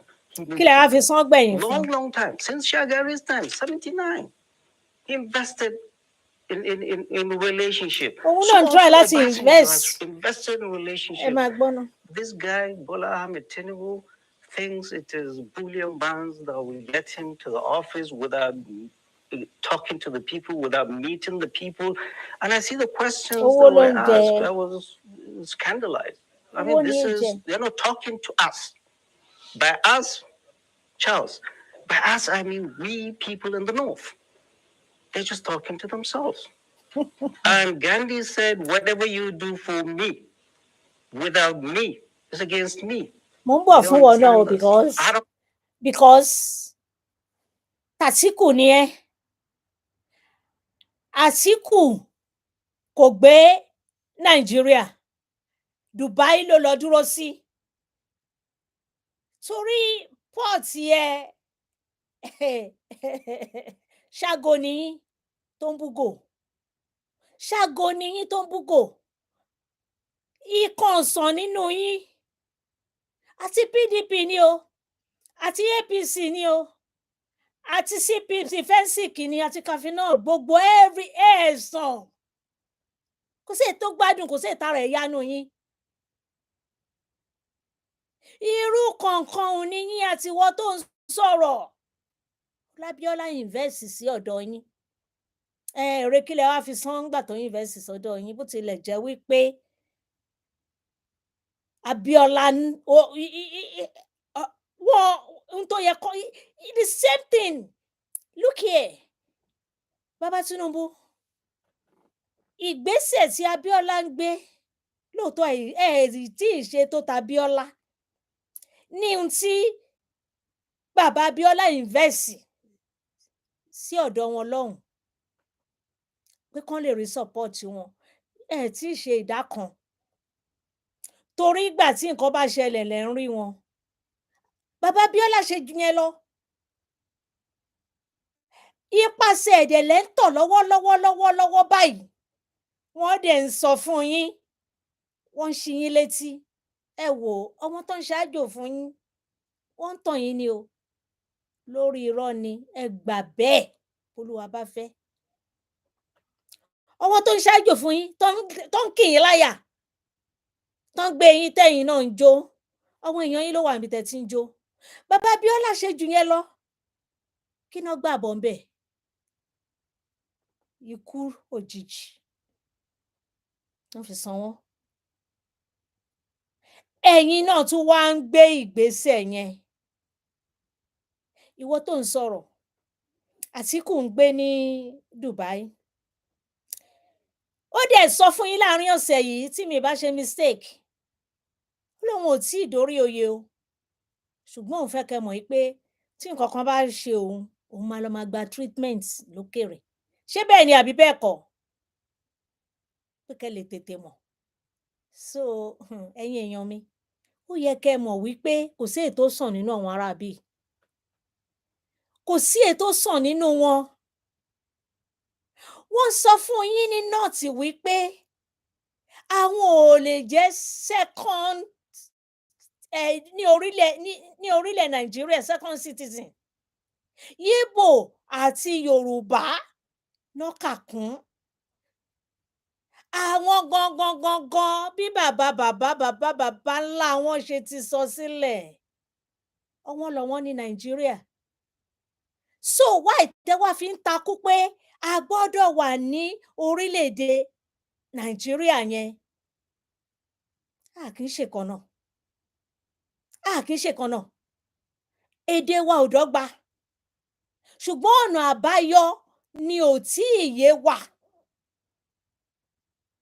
torí àwọn jẹgúdújẹrá yìí torí àwọn alátẹnujẹ àwọn tó yẹ kán yọ wá nínú ọ̀fìn tá a kó sí àwọn ganan ń tì wá sínú ẹ̀ tó tún rán àwọn èèyàn wá kó wá máa ṣe alamí kó máa wá fi búrẹ́dì kó wá lọ́bẹ̀ jẹ ìgbẹ̀yìn yín ò ní dà.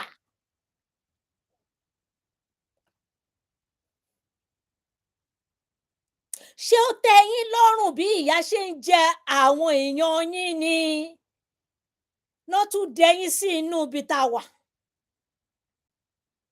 lẹ wá tún jó lẹ̀ ń yọ̀. Advice ni gbogbo ìta ń sọ ìta ń ṣe yìí kì í ṣe pé à ń fa bàbá Tinubu wálẹ̀ no à ń ṣí wọn létí ni ọ̀rọ̀ là ń sọ. Ẹni tí ó bá ní orí tó ní ọpọlọ nínú gbogbo àwọn rádaràda rédèrèdè tó wà ńlẹ̀ yìí ta ni ò ti ṣe rú fún ta ni wọn ò ti ṣe fún wa rí. Àyè wà láti tún ọmọlúwàbí wọn ò ṣe ń gbà yẹn náà. Kàkà bẹ́ẹ̀ wọ́n ń kówó ńgbà tí bàbá Ọbásanjọ́ ní Lagos State òun ò fún wọn lówó bó tilẹ̀ jẹ́ pé bàbá náà ní tiwọn. Wọ́n mọ irú èèyàn tó ń gbé síbẹ̀ torí bàbá ó mọ èmi lókàn láti Amẹ́ríkà. Wọ́n mọ irú èèyàn tó jẹ́. Wọ́n mọ irú ìwà tí wọ́n ń hù sí àwọn bàbá tó ti pàṣẹ wọnú kinní wọ̀nyí. Àwọn bàbá kí lórúkọ bàbá yìí k'Ọlọ́run forí jì wọ́n. Mi ò rántí. Ipasẹ̀ wọn kí ni wọ́n ṣe fún wọn? Ẹ wá ní tó bá débẹ̀ àti sọ o àti sọ torí pé kí ni kò sí ọ̀nà àtúnṣe pẹ̀lú kí lẹ ti ń pè é tó wà nílẹ̀ yìí. Wọn ò lè gba bàbá èmi lókàn yìí láyè láti change the constitution. We've been telling you all this. How many times do you want to? I repeat it each time. Ẹ la etí yín kẹ́ gbọ́. Ẹ gbọ́ ohun tí wọ́n ń sọ. Ẹ ràn wá lọ́wọ́ ẹ parapọ̀ kẹ́ yọ wá nínú òfin yìí. A mọ̀ para wa níyìn. Wọn ò lè gba Yorùbá nation sí yín kán lé anybody jáde níbẹ̀ tó jọmọ Yorùbá. Bó tilẹ̀ jẹ́ headmistress rẹ̀ sí sọ pé ẹni tí ò bá ti ṣe kinní kan kò ní ṣe kinní kan. Ẹni tó bá ṣe kinní kan ló máa ríṣẹ́. Iṣẹ́ wo ló dálẹ̀? Àwọn wo lẹ́yàn tó ti wà ńlẹ̀? Ó irritate èèyàn. Ó wá láti wá fi Yorùbá nation ṣẹ̀sín. Ọlọ́run á dẹ̀ fi ẹ́ ṣẹ̀sín àti gbogbo ẹni tó bá fi wá ṣẹ̀sín. Àwọn tó wà ní Nàìjíríà up till now wọn ò gbọ́n pẹ̀. Olóò ti declare àti wà nílẹ̀ wa. Ilé ẹbọ ló wà. Ilé ẹbọ Sùúrùlérè.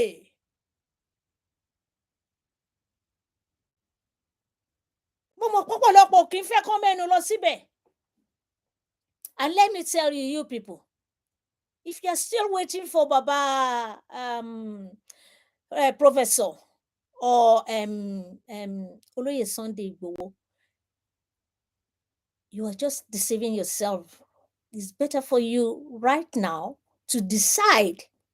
The decision is yours now. Youth ló máa ṣe. Get out there and do something. Ìwọ tó ló máa ṣépè fún àwọn bàbá. Tó bá wọ 2023, àwọn òbí ẹ ló ń ṣépè fún. Èpè yẹn àwọn òbí ẹ ló máa mú. Torí pé kí ni? Táwọn bàbá bá tán try best sí wọn. Tí nǹkan kan ò bá yọ ńbẹ̀. Torí ẹ support wọn ni. Eyín ẹnu wọn lẹ fẹ́ kán fi ṣe gbogbo nǹkan tán ń ṣe àbí? Ṣebí ìyá yín headmistress ti ní kán má dáwó síbi tí àwọn bàbá máa ti rí lò. Wọ́n náà fẹ́ fi máa san owó oṣù fún wọn. Tán bá fi san owó oṣù fún wọn ó tó bẹ́ẹ̀ jù bẹ́ẹ̀ lọ. Tí wọ́n bá fi san owó oṣù fún Ìgbòho, tán fi san fún bàbá Akintoye àtàwọn tó kù, ó tó bẹ́ẹ̀ jù bẹ́ẹ̀ lọ. Ẹ ṣe ya fi bí sólóore náà. Ẹ ṣe ya fi bí sólóore. Appreciate nǹkan. Èèyàn kan á lóun fẹ́ kú fún 60 million torí ẹ̀ lòun ṣe ń ṣe. Èmi ò torí ẹ̀ ṣe. Èmi ń wo tẹ̀yin ṣe fún àwọn tó dìde fún yín. Lèmi bèsì tèmi lé lórí. Àwọn tó ń là yín lójú. Wípé nǹkan báyìí ń ṣẹlẹ̀. Òun nèmi tọ̀ kẹ́lẹ̀ mọ̀ lẹ́nìí. Torí àfi bí ṣólóore ló pọ̀. Ẹ máa gbọ́ lọ. Well, although I know that you don't aspire to be a member of his team, but if you were one of his campaign advisors, what would you be advising him to be doing or to do going forward? Going forward, he should talk to people. He should appear in interviews. I like appearing in places where they're hostile to me. You break that hostility. That's the only way you break that hostility. Go meet the people. Don't subcontract your campaign for presidency to surrogates, as he's doing. Does he think Nasir El-Rufai? Ṣe. Torí tó bá jẹ́ wípé Àtíkù ló ṣe ohun tí bàbá Tinubu ṣe, a tún ní bí ìwọ náà ṣe tún máa tún sọ̀rọ̀. Gbogbo wa bá ṣe wà yìí, ó níbi tí oníkálùkù gúùdù sí. Ẹlòmíì lè good láti máa sọ ọ̀rọ̀ dáadáa, kó lè sọ òyìnbó kó sọ̀rọ̀ dáadáa. Ẹlòmíì shy láti face àwọn èèyàn láti sọ̀rọ̀, kì í ṣe pé kò mọ nǹkan tó ń ṣe. Kì dẹ̀ ń ṣe pé bíbọ́ síta láti sọ̀rọ̀ máa ṣe gbá, máa ṣàwo, máa ṣe kòkó bàbá ṣàsùn tá ti rí sẹ́yìn. Kì í ṣe yẹn ló máa mú kán ṣe nǹkan tán fẹ́ ṣe. Gbogbo ẹ̀ lórí irọ́ ni. Ṣùgbọ́n ìwọ tó bá sọ wípé o fẹ́ jẹ president ìlú, irú tí ẹ wá ṣe ní ibí báyìí, tán bi yín ní ìbéèrè tẹ́ gbé fún ẹlòmíì yẹn, ridiculous. Bàbá ńlá ìyáláyà shame ló jẹ́ fún gbogbo àwọn supporters yín àti Yorùbá.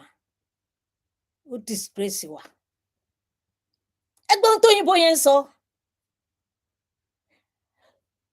Tí èèyàn bá dé ibì kan,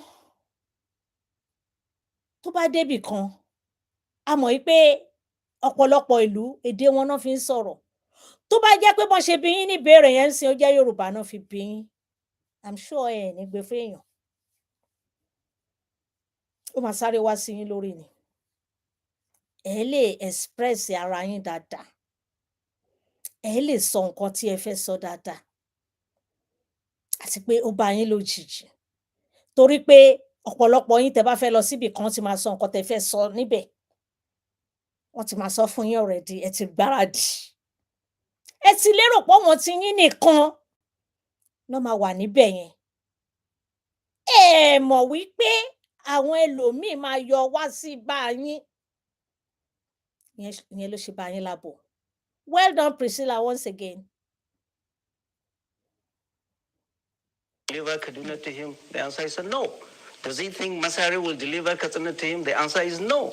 Does he think Ganduje will deliver Kano to him? No. Does he think Jigawa will be delivered by Badaru? No. Does he think Atiku in Kebbi can deliver Kebbi to him? The answer is no. So whatever they are telling him, he needs to wake up. Atiku needs to wake up as well. National Front. But how's what Atiku is doing different from? Good. Okay, Thank you. Look at Bola Ahmed Tinubu left and went to London. Atiku What left did Atiku do? and went And the to same day, Dubai. He went to Lagos, the lion's den, to sell his wares. What That of is politics. Atiku? Yeah, but a lot of people are saying the APC and the PDP are They're cut the from the same. same cloth. Yes. So when they talk about change, they want something dramatically different from both. Charles, let me tell you, I've never been involved in this political thing. But And I got involved because we must be involved. We have seen the you damage don't have this is to. brought into this country. Not We under have most. seen- If you are and not he's ready telling to us, say the "Mute him." truth, you are not. Ladies and gentlemen, fellow Nigerians, there is Uh-huh. no way Bola Ahmed Tinubu can absolve himself from the mess, 8 years mess And of the Atiku. APC. He's the grandfather of the APC. He Bola Ahmed Tinubu, the number 2 person, the vice president, was his man. The number 3, the Senate president, was his man. The number 4, the Speaker of the House, was his man. The former SGF, BD Lal, was his man. The chairman of FIRS was his man. The minister that has gotten 3 ministries in his head was his man. So there's just no way Bola Ahmed Tinubu can tell us or absolve himself from the mess of the APC and tell us he's a different person. Oh, it's Lagos. Oh, please. Dúró mi tó dé yẹn. Dúró ní ibi tí o dé yẹn. Ọ̀rọ̀ tí wọ́n ń sọ yẹn. PDP ló ti wà níbẹ̀ tẹ́lẹ̀. Àtíkù pẹ̀lú APC kó tó sá kúrò l'APC. Ẹ mọ̀ pé bí ọ̀bọ náà ṣe ń ṣe lágídò, wọ́n máa ń jump láti ibì kan aṣẹ́wó olóṣèlú. Tó bá wà níbí lẹ́ni wọ́n á tún bẹ́. Àtíkù tí wọ́n ń sọ yìí pẹ̀lú àwọn tó balẹ̀ jẹ́. Kó tó sá lọ máa gbé ní Dubai. Ìgbà tọ́wọ́ wọn ò bá ti tẹ nǹkan níbi tán ti ń fẹ́ náà máa ń rárí wọ bòmíì. And mo dẹ̀ dúpẹ́ ohun tí Wike ń ṣe lọ́wọ́lọ́wọ́ yìí tọ́jọ́ ń pò pò aṣàn kókó ni gbé mu. Ẹjọ́ máa pò ó máa ṣàn máa gbé nǹkan yín mu ni. Báwo ló ṣe fẹ́ yọ Àtíkù kúrò nínú rọ̀bọ̀rébé tá a wà yìí náà? O ò lè yọ kúrò. O ò lè yọ Àtíkù kúrò. Òun roko sí ọ̀dọ̀ ẹlẹ́mìírí eléyìí sí. Lóòótọ́ ó ti sọ̀rọ̀ tó dá síwájú but ó sọ nípa pé opposition ló wà. So mi fi taratara kó ẹ jẹ. Máa bọ́rọ̀ ẹ lọ. Whatever happens in Vegas stays in Vegas. Fellow Nigerians, whatever happened in Lagos stays in Lagos. Essentially what Bola Ahmed Tinubu did in Lagos is not Nigeria. Lagos, essentially what he did was to go and clean up an urban slum and improve this tax base and made a lot of money and still making a lot of money out of that through his company. Fellow Nigerians, we do not want Bola Ahmed Tinubu to run Nigeria the way he ran Lagos. He is the absolute nobody. Nobody contests his authority. And we saw that during the primaries when the vice president, Yemi Oshibanjo, dared to contest on the podium. He refused to speak to him after that. It was there. It was the speaker that went and spoke. Wambi. Rotare fún tó sọ yìí. Rotare ìyẹn ọ̀kan ẹ̀. Àtíkù náà ó lè ṣe the same thing. So ó dàbí pé máa gbé ẹ kúrò torí pé kíni. Kò sí o lè sọ̀rọ̀ rẹ̀ nípa Bàbá Tinubu. O lè sọ̀rọ̀ rẹ̀. Ibi tó bá ti ṣẹ̀ ẹ jẹ́ kí ẹlòmíì tí ò sí ní PDP, tí ò sí ní APC, tí ò sí ní tí kankan kó wá sọ̀rọ̀. Kàn ṣe analysis, kàn analyze ẹ̀. But as for you, o kì í ṣàrẹ̀. Go and mend fences. So, fellow Nigerians, we are not going to elect the same group. The same group that is auditioning in London, they're the same people. Right. It's interesting that, as some people have mentioned, it's very rare that Mr. Tinubu gives an interview directly to the media, but he's actually given one to the BBC's Focus on Africa, which was broadcast today. He talked about how his presidency would be different from Buhari's, even though they're both from the APC. He insisted that he's different and had built the state of Lagos, which he said could be a small country. But when he was asked about how he managed to amass so much wealth and about claims that he had been benefiting from Lagos State since he left office as governor in 2007, he said the allegations were unproven and that people were envious of his wealth. What do you make of that? Yeah, he's not the richest man in Nigeria or in Africa. So, Bola Ahmed Tinubu, essentially what he's doing, he's holding us, all 200 million Nigerians, in contempt. What's of Atiku? That we are not worthy of being spoken to. You could go out there and expose himself to interviews. This is exactly the same thing we are seeing from the current president, not talking to us. The president is supposed to talk to people that elected him into office. So he's continuing. ẹ ṣé ẹ̀yin èèyàn mi ṣẹ́rí sí máa yín fàyọ níbẹ̀ yẹn ìwọ tí o bá fẹ́ kó wa jẹ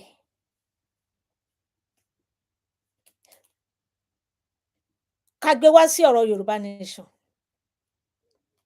ìwọ tí o bá fẹ́ kó wa jẹ a fẹ́ mọ nǹkan tó ń ṣe lóòótọ́ àní kó tú àṣírí fún wa kó má bàa di the last minute kó ru àwọn èèyàn bí yanrìn àbí bí kíni bí àbẹ́tẹ̀ pàǹtí kó lọ rù wọ́n sódò at the end of the day nígbà tí ìfẹ́ bá ti ràdọ̀ bò wọ́n torí ẹlòmíì lè kú sí orí headmistress tá à ń sọ yìí nísìn wọ́n lè ti torí ẹ̀ kan block ẹ wọ́n lè ti torí ẹ̀ kan má wá sí platform ẹ àpàlàbá àjíṣòro ń tèmi ṣó ti yé yín a gbọ́dọ̀ máa mọ nǹkan tó ń lọ wọ́n ní kó béèrè ń jọ sí níbo lẹ kó kinní sí ẹ bọ́ sàkẹ́ wá something now and mo fẹ́ sọ nǹkan kan fún yín ẹ̀yin èèyàn mi ẹ lè believe ẹ dẹ̀ lè má believe it's up to you individual opinion ó matter ntẹ́yìn bá rò èèyàn kan ò lè gbé tiẹ̀ lórí tiyín entitled sí nígbà tí Sowore tó jáde síta tó ń sọ̀rọ̀ kátẹ̀ ní opposition síra wọn níjọ ni wọ́n ohun tó sọ tán fi wá tán fi gbé ṣé ó tó ti ẹni tó sọ wípé òun declare ní orílẹ̀-èdè tí ìjọba kan yìí wà tó ń ṣe lọ́wọ́lọ́wọ́ kán má ti gbé ẹni tó ní òun ní ọmọ ogun òun ránṣọ òun wá àwọn tó máa ránṣọ ogun fún àwọn èèyàn tó máa jáde síta lórí ilẹ̀ tí àwọn kan yìí wà kí olórí ìlú yẹn kó má ti lọ wà rí kan ti gbé ibẹ̀ lẹ má ti mọ̀ pé ọwọ́ wọn ń kanwọ́ ó ń wà yín lọ fún wọn ní ǹjẹ́ gbọ́ ó ń wà yín lọ fún wọn tó bá jẹ́ aráàta tí wọn ò jọ mọwọ́ ara wọn ló sọ wípé òun ti declare wọ́n ti wá kàn wọ́n ti ṣe kíni wọ́n ti wá kàn ṣùgbọ́n báyìí náà ṣe rí 3 and 4 5 and 6 èèyàn ti sọ fún yín pé àwọn jọ ń jẹ àwọn jọ ń jẹ àwọn jọ ń mu àwọn tán fẹ́ kó ọ̀rọ̀ ológun lọ fún owó òmìnira wọ́n ti appoint gbogbo ara wọn ṣé nílùú tó ní ọba tó ní joyè tó ní pírẹsidẹ́ǹtì èèyàn kan lè máa dánrùn kàtàkàtà ìwò kán má ti gbé ẹ jí ẹ má sùn tó bá disagree kó sọ nǹkan tó fẹ́ sọ you are free to call in you can call direct I don't really mind tèmi ò compulsory pórí WhatsApp if the network on this net is not can you call in please you can call direct ó lè pè mí ní direct line èmi ò kàn tó bá disagree torí opinion tèmi nìyẹn ó lè disagree we have to disagree to agree kò bá di tó bá agree tó bá disagree it's not compulsory no mandatory that you should support me and you should agree on what I'm saying no you have your own opinion ìyẹn ni mo ṣe máa ń sọ wọn tó ń sọ̀rọ̀ tó ń pè wọlé tó ń comment ẹ là á okay not later call in right now please you can call in now you know the number and if you don't I will write it down because I know you belongs to that side. Ẹ kì í fẹ́ gbọ́ òótọ́ ọ̀rọ̀. Ẹ kì í fẹ́ gbọ́ òótọ́ ọ̀rọ̀. And mi ò dẹ̀ sọ pé ọ̀rọ̀ tèmi ń sọ lójú òótọ́. If only you can call in and explain yourself, people will want to gain nínú tí wọn náà bá tún sọ. Call in.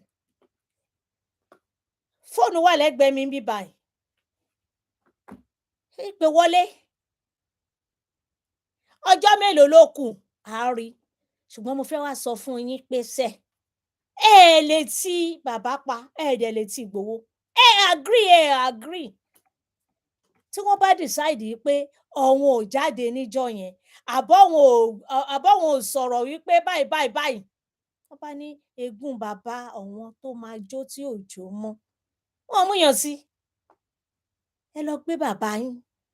Ẹ lọ gbé ìyá yín. Tó bá ti kú ẹ lọ wó wọn. Ìyẹn fi bí ṣólóore wọ̀nyí. Call in. Má ṣàṣẹyàn. Ẹ má fi òkùnkùn bojú. That is why tí mo ṣe ní èmi ò fẹ́ ghost. I know you are not ghost. You are not. But from your comment, I would like you to call in and explain yourself. Explain yourself. You will call in later when? Okay, 5 minutes. All right. Exactly what this president is doing on steroid. He's refusing to talk to us. He's going to London. He's talking to all BBC Focus on Africa. Called me to speak to me today. I said, I'm not ready. I'm coming to speak with Charles. Prime time. That is what is important to me. Going around the world, you will come back to us. Let's see how you give your votes in Katsina or Kano or Sokoto. Count in 5 minutes. They don't even know you've been to London. And another thing, I don't know if you saw the nonsense they were doing in that beer parlor, dancing. Nonsense. I don't know if you saw the video clip. Nonsense. And fellow Nigerians, we in the north, from Adama to Zamfara, we are still burying our dead. And a person who is aspiring to be a leader with his team, they are there in a beer parlor in London. You call it beer parlor. Anyway, I haven't seen that. And we are taking that clip and showing our people. Dancing. Our people. Is it the kind of people we are suffering? I've just come back. You are not suffering. Shut up.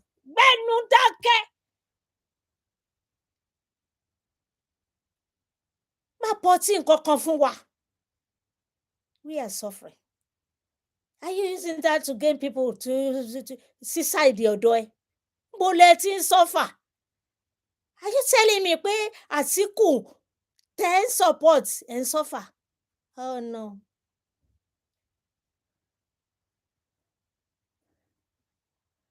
Ẹ wo gbogbo ilé tí wọ́n ní Atiku ní Dubai. Ẹ wo gbogbo ohun tí Atiku ní lọ rẹpẹtẹ iléèwé gbogbo everything ẹ lẹ́ ń suffer. Ṣé bá bẹ́ẹ̀ ló wà? Ṣé bí tiẹ̀ lẹ́ ń ṣe? Ó ti rà yín náà. The same thing tó ń ṣẹlẹ̀ ní APC ló ń ṣẹlẹ̀ ní ọ̀dọ̀ yín. So ń bolo ti suffer. Don't tell me that. Ẹ má wá lo kinní fún wa. Àwọn tẹ́ ń bá sọ̀rọ̀ wọn kú lórí. Ṣó ti yé? Ẹni tó dẹ̀ ń sọ̀rọ̀ lọ́dọ̀ ẹ̀ kú lórí. Ẹ ń suffer. Ń bolo ti suffer. Ẹ má pretend pé ẹ ṣàánú àwọn èèyàn.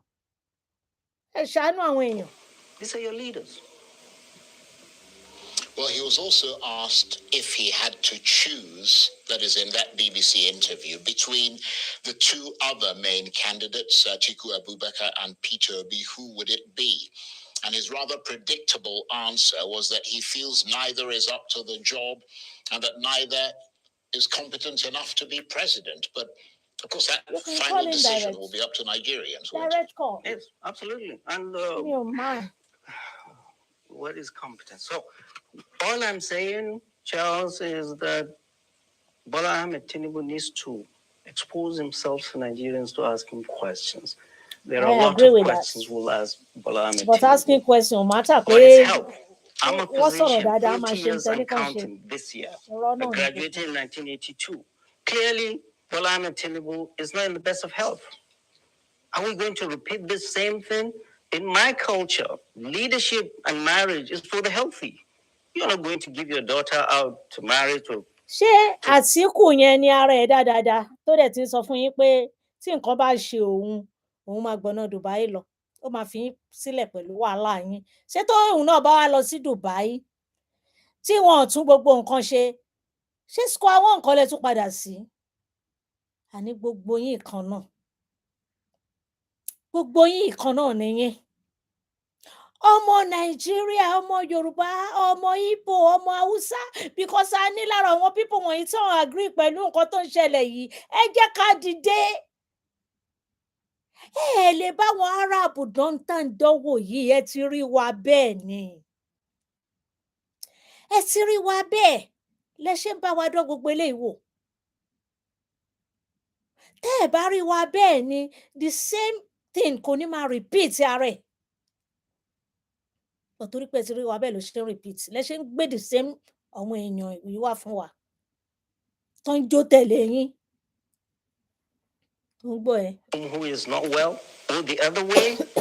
So we are àárẹ̀ ọkàn ikú náà, blindly you into a understand? ditch and going to elect a person who is not in the best of health. His health record must be made public to us. You ask that question of the candidates when you interview them. Ṣùgbọ́n advice ni It fún is bàbá all right kó lọ tọ́jú ara as ẹ̀. citizens to ask for the health record of the person coming to us and his source of wealth and all his other.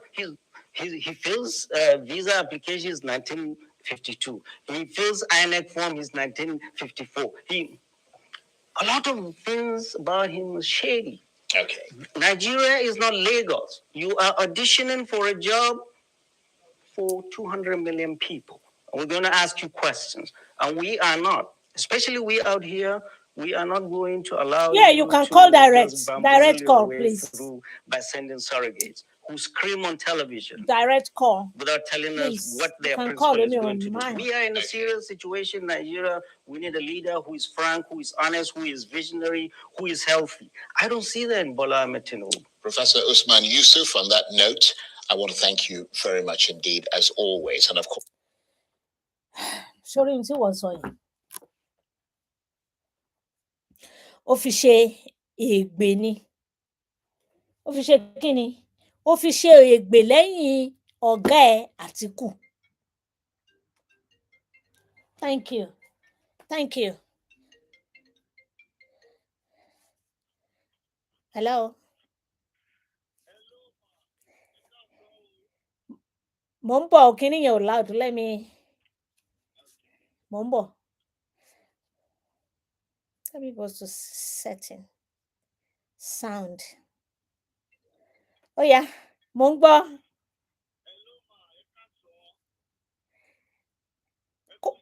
Kò lọ sókè, kò lọ sókè. Bá mi yọ kíní yẹn kúrò.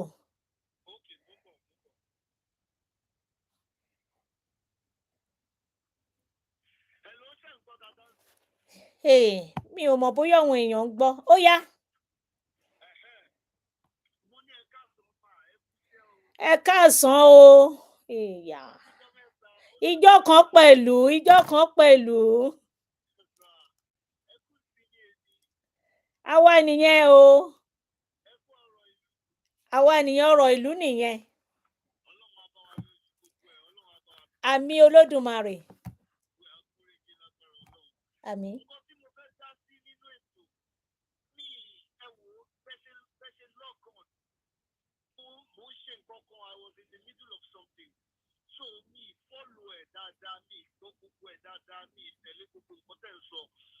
Ṣùgbọ́n ìgbà tí mo máa yí volume sókè, nǹkan tí mo kàn gbọ́ ní pé bí ìgbà tẹ́ ẹ sọ pé ìyá onídìrí ọwọ́ ẹ̀ ti wọ ọwọ́ ìjọba Nigerian government ní pé bóyá ó ń kó wa lọ sí ọ̀dọ̀ àwọn ìjọba Nàìjíríà kíní kan. Ẹ wo ẹ jẹ́ kọ́kọ́ ṣàlàyé nǹkan fún yín. Mo mọ̀ ń pàlàdúrà lẹ́yìn náà, mo mọ̀ ń pẹ̀ ń gbàdúrà dáadáa. Ṣùgbọ́n ṣe rí wòlíì lè ẹ̀yin èèyàn mi jẹ́ ń gbọ́ kinní yìí báyìí. Hold on please, let me try and adjust something.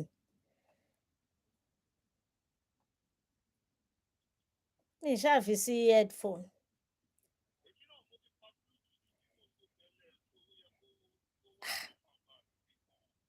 Okay. Okay, yeah, you can start again, please. You said.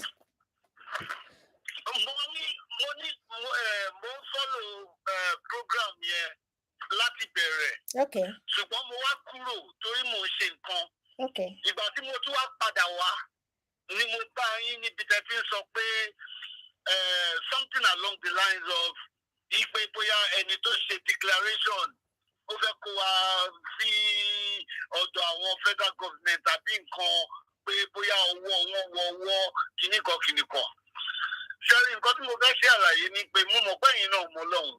Torí mo ti rí yín tẹ́ ti ṣe show tẹ́ ti wá aṣọ àdúrà tẹ́ ti ṣe gbogbo ẹ̀. Kò má tà o, aṣọ mi ń pè èèyàn ọmọ Ọlọ́run o. Mo ń gbọ́. Kò ní pé èèyàn ọmọ Ọlọ́run ṣùgbọ́n impression tó fún mi ní pé tí n bá ṣàlàyé àwọn nǹkan kan nípasẹ̀ pé spiritually mo expect pé kẹ́ understand. So nǹkan tẹ́mi fẹ́ sọ ní pé ṣe rí ìjàngbara tá ń jà yìí. Àti 2019 lèmi ti máa ń kọ comment ti máa ń sọ fún everybody ní pé spiritual battle eléyìí kò kí ń ṣe ìjà ara ìjà ẹ̀mí ni. Mo ń gbọ́. Ọ̀dẹ̀ ló ń ja ìjà yẹn. Ṣẹ́rí tí èèyàn bá fi ojú ẹ̀mí wò téèyàn bá rí bí ìyá onítìrí ṣe ń sọ̀rọ̀ tìkanra tìtara tí ìyá yẹn dẹ̀ ń pe orúkọ Ọlọ́run láti ìjọ tó ti join movement yìí kò sọ̀rọ̀ rí kó má fi ọ̀rọ̀ Ọlọ́run sí. Èèyàn ò kì í ṣe bẹ́ẹ̀ yẹn kó máa pe orúkọ Ọlọ́run kó dẹ̀ máa bá àwọn location náà ṣiṣẹ́.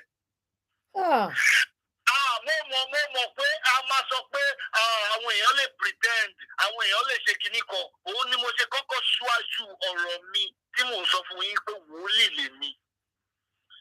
Wòlíì èmi ò ń fojú lásán wo nǹkan, wòlíì lèmi. Right. Yeah, mi ì fi ojú lásán wò. Ẹni tó bá fojú lásán wò, ẹ wo, mo ti ṣe argument kan darí láàárọ̀ yìí. I know. Mo mọ̀ pé gbogbo bí ni ó wà. Mo rí ẹ̀. Èmi náà disagree pẹ̀lú nǹkan tó sọ yìí o.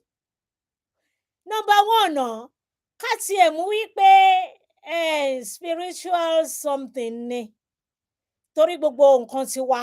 A mọ̀ pé ìlú ta ti wá. Irú èèyàn tá jẹ́ nìyẹn. La ṣe ń rọ gbogbo ẹ̀ náà síbẹ̀. But certain things wà tó jẹ́ wípé tá bá ṣe ní ọ̀nà pé spiritual ọ̀nà á láti tún gbé ìgbésẹ̀ tó jẹ́ tí ò kí ń ṣe spiritual ṣóyé and gbogbo nǹkan ò dẹ̀ wá rọ́lé pé èèyàn ń pe Ọlọ́run ó ní sẹ̀mí aláàlímọ́ àmídàwù Ọlọ́run ọba nìkan ló mẹni tó jẹ́ tiẹ̀ àìmọye tó ń pe Ọlọ́run ó ní ọ̀pọ̀lọpọ̀ orúkọ òun nígbà tó bá di ọjọ́ yẹn Olúwa sọ fún ọ pé wọn ò mọ̀ wọ́n rí torí wọ́n porúkọ òun lórí asán èèyàn fi ètè pe Ọlọ́run ihun tí àárínú náà ipe mo wọṣọ funfun àbí mo ti ń gbàdúrà mo ti ń gbọ̀n mo tún ń gbẹ̀mí àwọn ẹlòmíì ò believe nínú gbogbo yẹn. ó yé mi ẹ̀wọ̀n kò ń ṣe nǹkan táwọn èèyàn believe ló máta ṣùgbọ́n ẹ̀wọ̀n béèyàn ṣe máa wò ó rè kí ló wà níwájú wa nǹkan tó wà níwájú wa ni pé a fẹ́ ja ìjàngbara ká gbára wa kúrò lọ́wọ́ Nàìjíríà. That is the challenge facing us. Bóyá ẹnìkan gbàgbọ́ o bóyá ẹnìkan ò gbàgbọ́ o gbogbo yẹn is irrelevant. Ẹni sùúrù mọ́mí ẹni sùúrù. Ẹjẹ́ sọ ìdí tí mo ṣe sọ bẹ́ẹ̀. Ìdí tí mo ṣe sọ bẹ́ẹ̀ ni pé ní 1960 ìgbà tí Nàìjíríà máa gba independence lọ́wọ́ àwọn òyìnbó kò ń ṣe gbogbo èèyàn tó wà nínú Nàìjíríà ló fọwọ́ sí nítorí pé kò ń ṣe gbogbo èèyàn tó wà ní Nàìjíríà ló lè ra newspaper kò ń ṣe gbogbo èèyàn tó wà ní Nàìjíríà ló lè ra rédíò kò ń ṣe gbogbo èèyàn tó wà ní Nàìjíríà ló ní tẹlifíṣàn tó mọ nǹkan tó ń lọ kò dẹ̀ sí social media àti íńtánẹ́ẹ̀tì ń gbà yẹn. Ìyẹn ló ṣe jẹ́ pé èèyàn díẹ̀ ṣókí ló máa ń gba òmìnira fún ìlú kì í ṣe gbogbo èèyàn mo understand yẹn but irú èèyàn díẹ̀ wo ni àwa ń tọ̀ lẹ́yìn nínú àwọn èèyàn díẹ̀ yẹn. Okay, that's a very good question. Ṣé wọ́n rí nǹkan táwọn òyìnbó máa ń sọ? Èmi ti gbé ní England, ó ti fẹ́ pé 30 years tí mo ti wà nílùú òyìnbó. Èmi over 40 sì tí mo ti kúrò Nàìjíríà. Wọ́n dẹ̀ ti fi sọ pé mo ti kúrò nílé tipẹ́ doesn't really matter. Understand nǹkan tí mo fẹ́ sọ.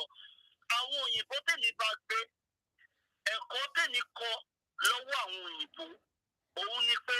Spiritual. Ìyẹn kọ́. Ẹ̀kọ́ tí mo kọ́ lọ́wọ́ àwọn òyìnbó ni pé if it is not broke, don't try to fix it. Nǹkan tó bá bàjẹ́ ló ní ìdàtúnṣe. Tí nǹkan ò bá bàjẹ́, ẹ má gbìyànjú láti tún ṣe. Tí èèyàn bá wá tó bá sọ pé Ọlọ́run sọ fún mi báyìí bí ṣe máa gba ìran mi sílẹ̀ lélẹ́yìí bí ṣe the only thing tó yẹ kí everybody ṣe ni kéèyàn fi ọwọ́ kún ẹni yẹn. Ṣé pé ọ̀rọ̀ Nàìjíríà ò tí ì bàjẹ́ báyìí sìn ká máa fi tún ṣe? No, Nàìjíríà kò lè ní sọ Nàìjíríà. Okay, kí ni nǹkan tí ó bàjẹ́? Please try and explain yourself. Yorùbá ní sẹ́rí ẹjẹ́ kí ó má dàbí pé bóyá mo ń fọ̀rọ̀ sábẹ́ àwọn sọ ẹjẹ́ ńlá mọ́lẹ̀. Oh, because of the time as well. Okay, ìyá onítìrí ó ń ja ìjàngbara fún Yorùbá nation. Okay. Tí ìyá onítìrí ò bá ti ṣe mistake tí èèyàn lè tọ́ka sí pé ìyá yìí dẹ̀ gbégbèsè báyìí ó dẹ̀ ṣe mistake báyìí. Kò need kí anybody wá kó wá sọ pé èmi ẹlẹ́jẹ̀ fún yín l'example. Èmi ń gbọ́ táwọn èèyàn sọ pé àlè Abíọ́lá ni olóhùn ìyàwó Abíọ́lá àlè Abíọ́lá. Ẹ wò mọ́mì tí woman ìyá onítìrí yẹn tó bá jẹ́ house girl Abíọ́lá tó bá jẹ́ ọmọ ọ̀dọ̀ tó ń fọ mọ́tò fún Abíọ́lá tó dẹ̀ ń sọ fún mi pé òun ní plan báyìí máa tẹ̀lé. So gbogbo àwọn tó ń sọ pé àlè Abíọ́lá ni kò gbójú jáde kò ṣe these are irrelevant matters. The only thing tí èmi lè fetí sílẹ̀ pé èèyàn sọ pé òun fẹ́ blame ìyá onítìrí lórí ìrìn àjò tó ń rìn is kéèyàn sọ pé ìyá onítìrí rẹ̀ gbégbèsè báyìí ó dẹ̀ pa wá lára. Ó dà kí ni reason tá fi ń sọ̀rọ̀ yìí? Ìdí tá fi ń sọ̀rọ̀ ni pé gẹ́gẹ́ bí àkọlé ètò tẹ́ ń ṣe léni tó ń ṣẹlẹ̀. Yes. A fẹ́ mọ nǹkan tó ń ṣẹlẹ̀. Ṣé nǹkan please let me jẹ́ ká máa interact because mo lè máa gbàgbé àwọn nǹkan kan as we are moving on. Ó sọ wípé ó dàbí pé àwọn bàbá wa yìí wọ́n fẹ́ kojú ẹjọ́ máa kojú ara yín. Wọ́n ń pè wọlé. Okay, I will do that, but for today.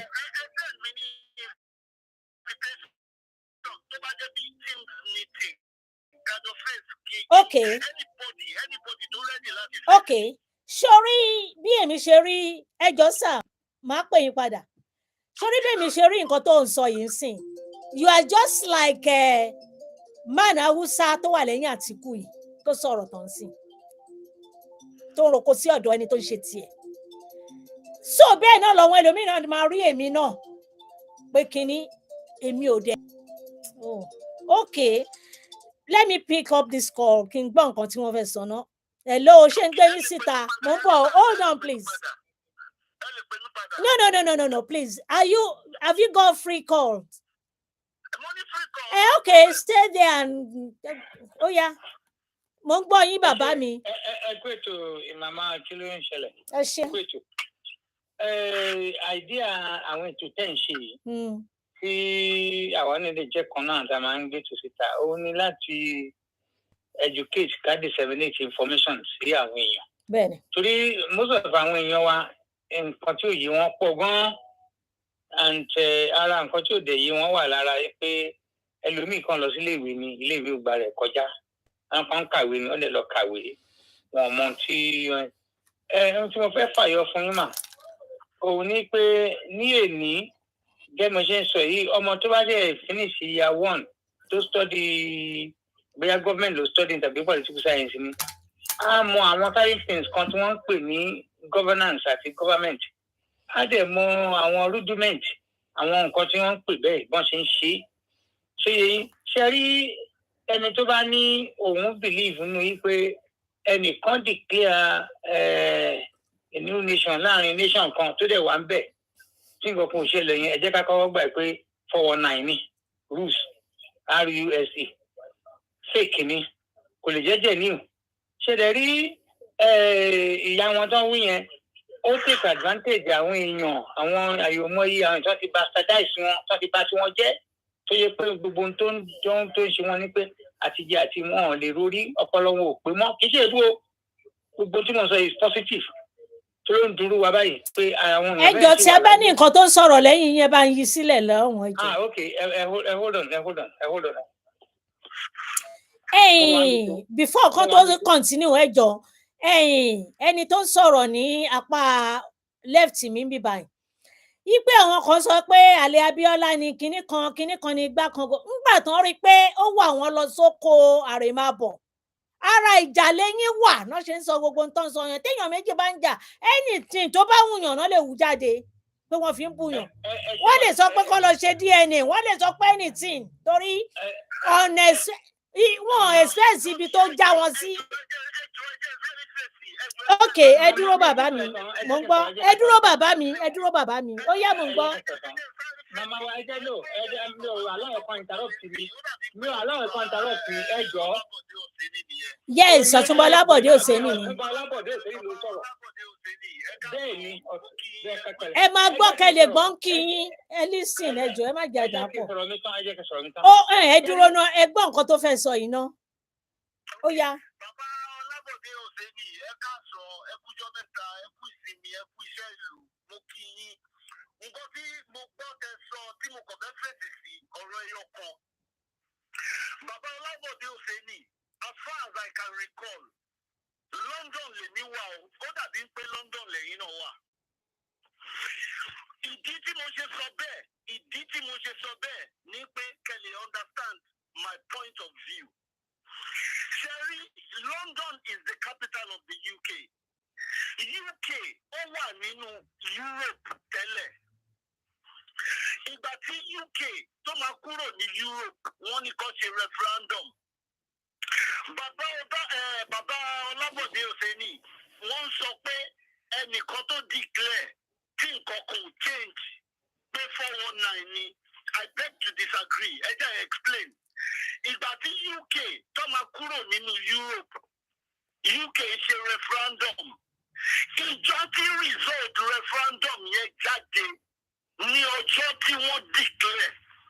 The result of the referendum was the declaration that they want to leave Europe.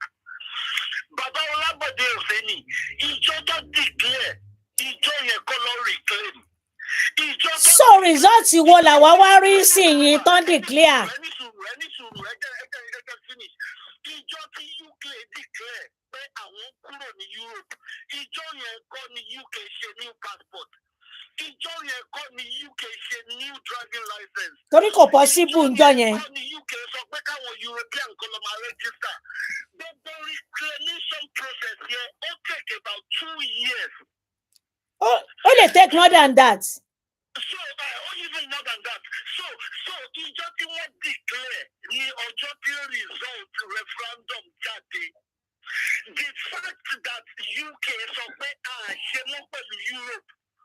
Ó dá èwo náà please èwo ni wọ́n wá gbà fún wa lọ́wọ́n tá bá dá nǹkan pọ̀ ní Nàìjíríà èwo náà gbà fún wa nínú referendum àti restructuring àti gbogbo èwo náà gbà fún wa tó fẹ́ lead wa síbi tá à ń lọ yìí.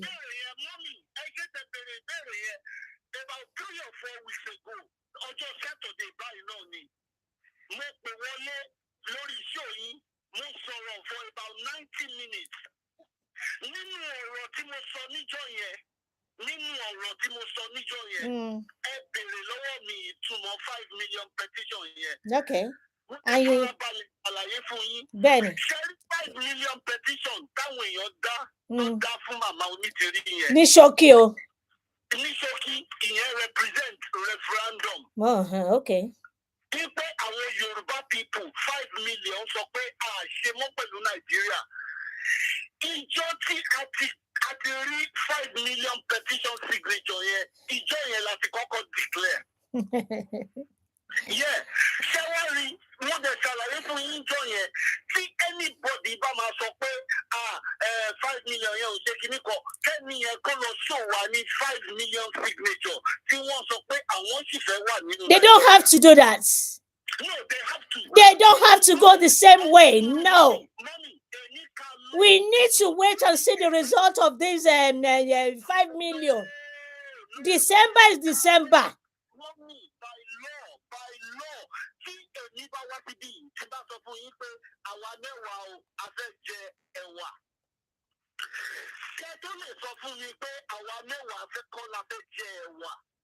Ẹ máa fún mi ní referendum result signature 11 people tó sọ pé ẹ̀wà kọ́ làwọn fẹ́. Oh, that she hold on, Tori. Àwọn náà wà lórí ètò. Hold on, please. Okay. Oh yeah. Oh yes, sọ̀rọ̀. Oh, hold on, please. Oh yes, sọ̀rọ̀. Oh yes, sọ̀rọ̀. Sherry, mo fẹ́ sọ fún alàgbà yẹn location between Kakungbe is not important. Ìyàwó ẹni tẹ́lẹ̀ kan jẹ́ Tele is not important. What is important is education that is built into this illegal, nonsensical declaration. This woman has dragged us to the mud, is messing everybody up, is behaving like any Tolika. I'm not going to follow a mumus. This is recorded. Because comparison is like by comparison is European Union, UK, Wales. We are not the same. They're not the same. Everybody talking like by any mommy, they need like that to your Conjure color two literatures on Lotunka. Ó dá nígbà téèyàn dé tí kò jẹ́ kí àwọn tó bá níwájú ṣe bí èèyàn ló mú wá sí àárín ibi tí wọ́n ti ṣe kò tiẹ̀ mátà. Kò mátà bẹ́ẹ̀ ni torí issue wọn nẹ̀ta ẹni tó dé. Ṣé kò yẹ kí àwọn bàbá involve nínú declaration? And declaration kì í ṣe nǹkan fẹ́ gbà lórí spiritual kì í ṣe nǹkan máa tàn nínú omi. Spiritual la máa fi gba declaration. Oh my God. Ó dẹ̀ mélòó tí ó jẹ́ òyìnbó tí wọ́n fi ń ṣe sample nsìn tó fi spiritual ṣe gbogbo nǹkan tó ń ṣe. Gbogbo ṣe egbon tọ́lákùnrin yẹn sọ kẹjọ tó ẹ̀mí at least in all political parties in all personalities in all whatever it is. Everybody is no mi ò gbé jáde o mi ò gbé jáde o mo ń gbọ́ ọ̀rọ̀ tiwọn náà you need to listen to what he's saying. But we have degrees in political science and law and we understand what it is. Declaration is only to Abiola whatever it is illegal, is stupid, is mockery, is making okay. Àwọn mẹ́rin náà kò tán tẹ̀lé wọn sìn. Who does that tí wọ́n ní ti gbé nílùú Nàìjíríà ẹ bá mi tún sọ̀rọ̀ sí yẹn. Another thing ni pé anybody tí ó bá jẹ́ pé 419 tí ó bá jẹ́ agent. I hope people will share this program because it's an opportunity. Èmi ẹni program ṣe tí ó bá jẹ́ 419 tí ó bá jẹ́ ẹni tó jẹ́ agent government ni Igboho tí ẹ ṣe tẹ́lẹ̀ yàrá náà. Igboho ṣe tẹ́lẹ̀. Tó fi ń lé kiri. Anywhere in the whole world. Inú ìlú àwọn ìlú tó wọ́ọ̀sì jù ní Haiti àti Papua New Guinea àti kínní. Tẹ́ bá ti dárúkọ tó bá ti mẹ́nu mọ́ revolution tàbí mẹ́nu mọ́ declaration secession ni by the law of that country. Àwọn àti wáyé kan àwọn àwọn àmọ́ ìlàjọ tó ti ń bó ẹ wo àìṣe kínní. Ìjọ mélòó ló dì látijọ́ tó ti ń sọ̀rọ̀ ìtàn Westminst rẹ̀ sí kiri. Ẹ wá sọ wọ́n ti ránṣọ mechanic wọ́n ti ránṣọ tailor. Iṣẹ́ ti wà. On that program ló ti formulate sí pé ìjọ wà job center. Any woman, you must take a full-blown idiot.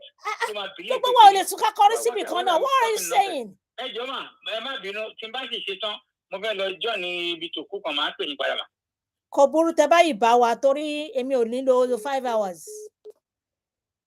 So mo ń gbọ́. Yeah, ní ṣókí o because mo yìí ní àwọn nǹkan tí mo. Because you said all before. No point tí èmi fẹ́ sọ nísìnyí ni wípé tí mo fẹ́ kó bá mi sọ sí ni wípé number one, ọ̀pọ̀lọpọ̀ wọn tí wọ́n ń sọ̀rọ̀ nísìnyí population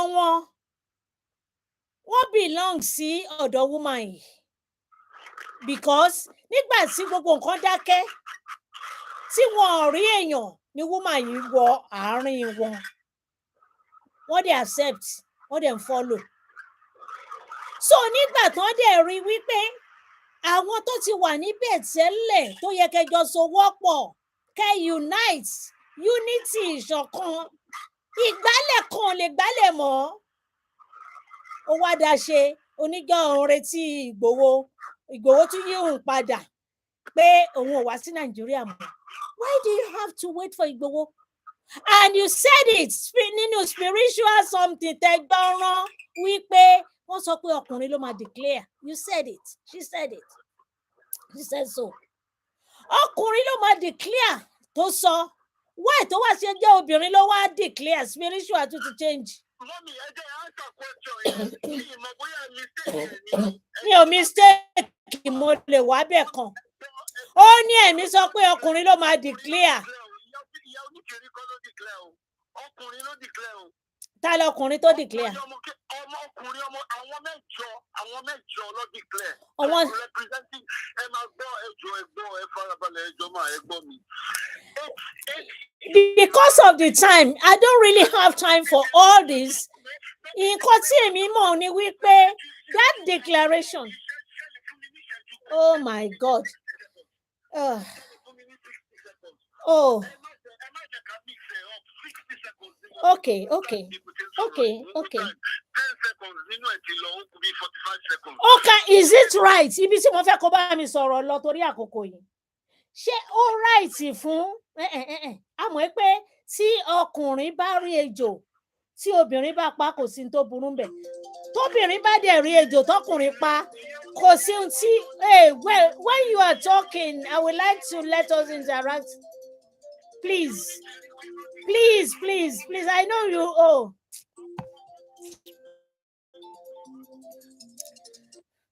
You need to allow other people to talk. Ẹ bá mi yí kíní yẹn sílẹ̀ jọ̀ọ́. Ẹ bá mi yí sílẹ̀. Ṣé ń gbọ́dọ̀ mi sí ma? Mo ń gbọ́ yín. Ṣẹ́rí mo ti anyway zoom èrò tí ìpọ̀ bẹ́ẹ̀ mo ti lọ́gàn ṣá. Ṣẹ́rí èmi ò mọ why tí 2022 tó sì ń wọ́pọ̀ àwọn èèyàn ní this kind of momuism. Ẹ tó bá jẹ́ mi ló sọ bẹ́ẹ̀ ńkọ́. Ẹ má bínú exercise ní ẹ̀yìn ń tábà máa ṣàṣọ agbọ́njúra wa lọ ti jà kọ́ ẹ bá ṣe máa ń sọ education. Ẹ má gbé wa ṣe ẹ̀mí. Ẹ̀mí àwọn nìkan Ọlọ́run rí àwọn nìkan Ọlọ́run bá sọ̀rọ̀.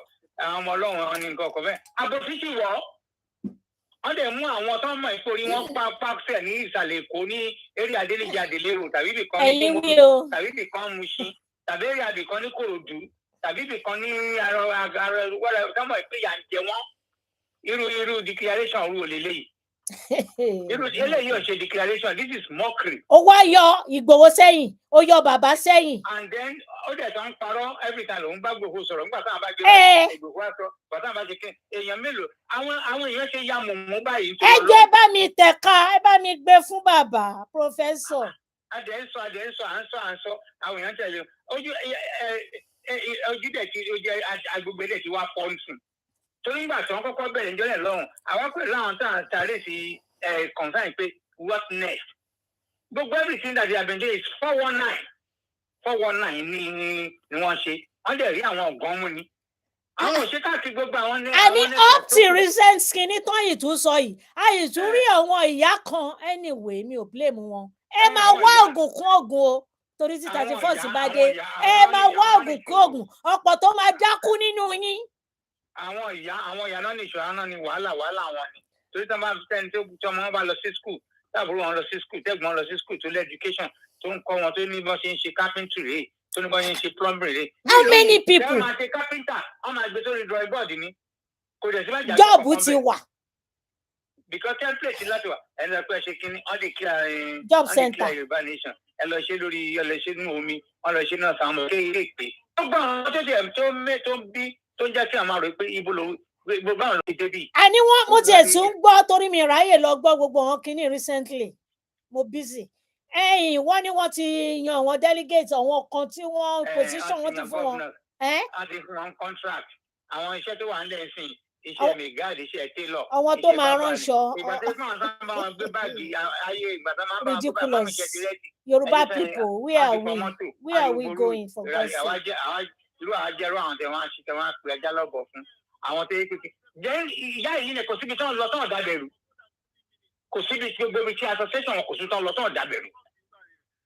every program tí wọ́n wà involve ti APC ni o. number one hello sir ṣé mọ̀ pé system tí wọ́n ń lò ní wípé wọ́n kọ́kọ́ wọ àárín ẹ̀yin mídíà wọ́n wá láti já ẹ̀yin dànù. bẹ́ẹ̀ni aláwọn èmi ò ti torí ẹ máa gbọ́ o ẹ máa gbọ́ bàbá mi èmi ò ti torí ẹ máa gbọ́ mo tún rí wípé before kan tiẹ̀ tó dé ọ̀dọ̀ tiyín wọ́n ti kọ́kọ́ yọ ọ̀gbẹ́ni kan dànù gbogbo àwọn tó bá ti so mọ́ bàbá lára àwọn tó ti ń bọ̀ wọ́n náà ń pè yẹn ní wọ́n pè máa yẹn ní Anthony Killer tó súnmọ́ bàbá kọ́kọ́ yẹ àwọn èèyàn gidi kúrò lọ́dọ̀ bàbá kẹ́lẹ́ ráyè wọlé alálẹ̀ ló máa lálẹ̀ yín ẹja mídíà rú àwọn declare. wọ́n yìí kù nínú mídíà tán yìí wà lọ́wọ́lọ́wọ́ yìí o. bẹ́ẹ̀ náà lè gbójú síta mọ́ sórí àṣírí ti tú ẹnìkan ṣe àwọn ní kankos nìkan ló wà níbẹ̀ pẹ̀lú wọn sìn ipò náà ń lọ gbogbo àwọn tó ń tẹ àwọn mélòó lórí program náà ti ń lọ ṣé ní gbogbo orí program náà ti ń kàn tẹ́lẹ̀ abẹ́jọ́ abẹ́ ṣe ẹlẹ́lẹ́yà tó abẹ́ ṣe olóògbé àbàtà lòun ẹjọ́ rẹ̀ pé olóòdò lòun ló máa pé ló máa pa àwọn illegal declaration. mo wá ń gbọ́ tó wá ń pàtàn Mósè nsìn ìsan Mósè bí Mósè ṣe bọ́n ṣe kùn nígbà tí Mósè. àwọn nọ́ọ̀sẹ̀nsì yẹn la fẹ́ jẹ ìtàn kan ìyá kan ṣe pé lórí. are we the same ṣé Mósè làwa ni àbáwa ni ọmọ kìíní kan àbí wàá wá jọra wa. of course not. o ti cut rẹ̀ off mi ò agree pẹ̀lú ẹ o and ìwọ náà lè disagree pẹ̀lú mi. ẹ ṣe máa mo dúpẹ́ tẹ fún wa láǹfààní bẹ́ẹ̀ ṣe fẹ́ sọ gbogbo àwọn tó ń gbọ́ yẹn òun ní declaration yẹn is illegal. bàbá kan ti jáde wọ́n ti sọ̀rọ̀. òfo ọjà tó lè tún purọ́ mọ́ Igboho ọmọ kílórúkọ sọmọ bọ̀tà kílórúkọ kejì yẹn ó ti gbé téèpù síta kílórúkọ kejì ọmọ bọ̀tá yẹn. èmi ò mọ ẹjú sí mi kí n pílẹ̀ kan bá yín gbọ́. màá jù sí yín sí yín mà àṣírí ti tú gbogbo àwọn tó lọ sí Benin tó lọ polówó tó kà yẹ kúrò tó fẹ́ jẹ náà wá tó ti forúkọ lóye tó fi gbà lóríṣiríṣi. àtẹnu. àwọn ìpẹ́ báyìí àwọn ayé kọ̀ọ̀kan. àṣírí máa tú ọ̀dọ̀ wọn náà ti ní kàn bàbá wa búra mélòó nu yín ló búra. àwọn búra àwọn ilé bíi tí wọ́n ti fún wọn ti ń kọ́ láti ń ralẹ̀ gbogbo tí wọ́n fi owó ẹkún tí wọ́n fi hàn lè fi rẹ̀ rí. inú mi dùn fún program yìí mà torí mo fẹ́ tí àsìkò yìí sọ fún gbogbo àwọn tó máa ń gbọ́ wa. ẹ jọ̀ọ́ kò sí òfó ní declaration tó ń ṣe òfó ní hàn kí declare bẹ́ẹ̀ anywhere in the whole world. example tó ń tẹ̀ fi America àti Germany àti gbàdé they are not the same. Igboho tẹ́sí ẹ̀ ń gbé Igboho promise yín lélẹ́yìí Igboho sọ láti bẹ̀rẹ̀ tẹ́lẹ̀ pé ẹ má pa àwọn èèyàn mi ẹ dẹ̀ kó sí wọn lábẹ́ fine but ńgbà tí ẹ bá dẹ̀ jẹ́ kí wọ́n ṣe nǹkan tí wọ́n fẹ́ ṣe. Hold on ẹ jẹ́ nǹkan tó sọ when David was facing Goliath did anyone ask why David did not go through chief or army staff? Nonsense. We are not the same. We are not the same. Please. Ọ̀rọ̀ ẹ̀sìn la fi kóra wa lọ́bẹ̀ jẹ. Ọ̀rọ̀ ẹ̀sìn ni ò jẹ́ ká gbọ́n. Ọ̀rọ̀ ẹ̀sìn ni ò jẹ́ ká lajú. Ọ̀rọ̀ ẹ̀sìn ló fi ń jẹ́ kó máa ṣépè kó máa fi yín rétẹ́ ẹ̀ bá dá ìdá mẹ́wàá. Tithes. Tó níbi tó máa ṣí fún yín. So don't bring that here, please. Ọ̀rọ̀ ẹlẹ́sìn kan là ń sọ yìí. Ó dẹ̀ mélòó tí òyìnbó gbé ọ̀rọ̀ ẹ̀sìn wọ ìjọba tó ń ṣe everything ti wà ńlẹ̀ tó jẹ́ pé tó bá ń bọ̀ ó máa ṣe.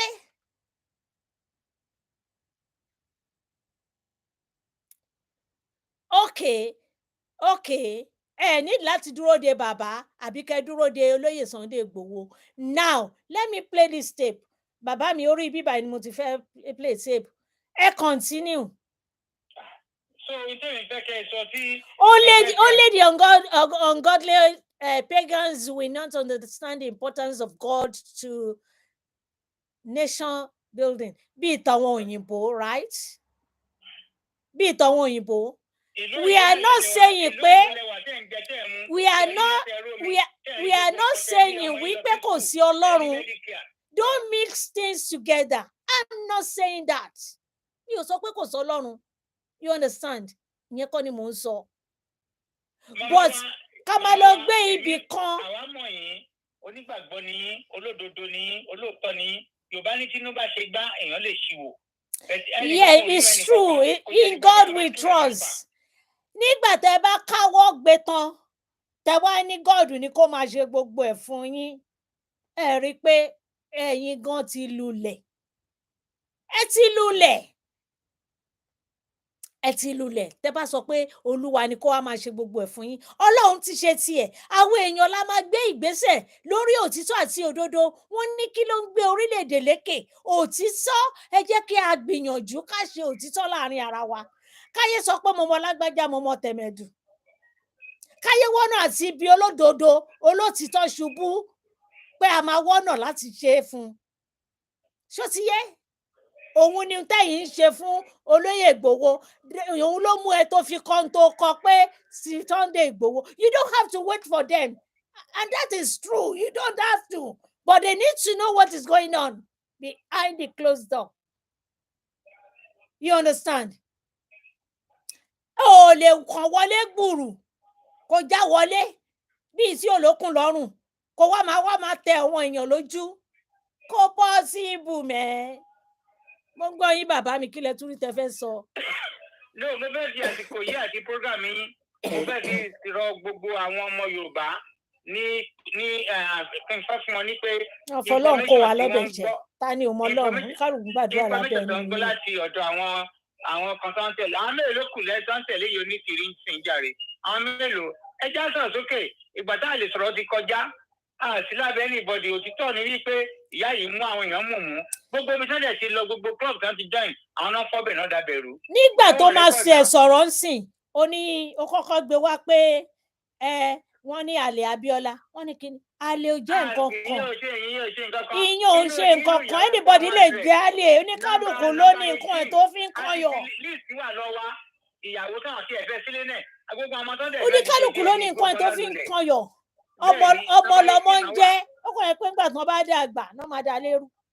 Ìgbà tí wọ́n ṣe DNA àwọn ọmọ tí wọn ò pass DNA náà kan ṣe proof otherwise àbí tí wọ́n ti ṣe research. Ẹ jọ màmá wa ẹ má bínú màá tún tí n bá lè tún padà dé màá tún padà báyìí. Ẹ ṣé bàbá mi ò tiẹ̀ ní pẹ́ lọ títí ẹ ṣáà mọ̀ mí ṣá. Kò burú mà ẹ ṣé.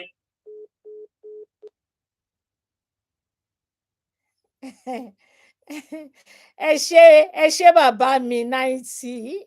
Mo dúpẹ́. Thank you very much. God bless you, sir. Ẹ jẹ́ ká máa gbọ́ ara wa yé ẹjọ́ nítorí ti Ọlọ́run. A dá Yorùbá nation sílẹ̀ nítorí wípé ká wá máa bára wa jà báyìí. Kò wọ́ ọ̀tí at all and at all. Ẹ jẹ́ ká máa sọ òtítọ́.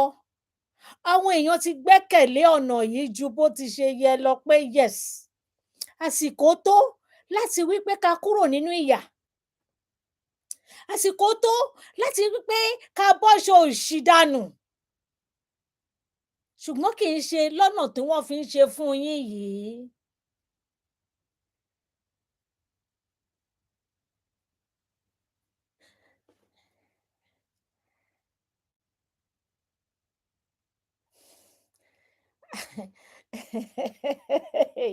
Your comments ń pa mí lẹ́rìn o. Ó ń pa mí lẹ́rìn. And a dẹ̀ need láti jà torí ọ̀rọ̀ yìí but comment yìí ó ń pa mí lẹ́rìn.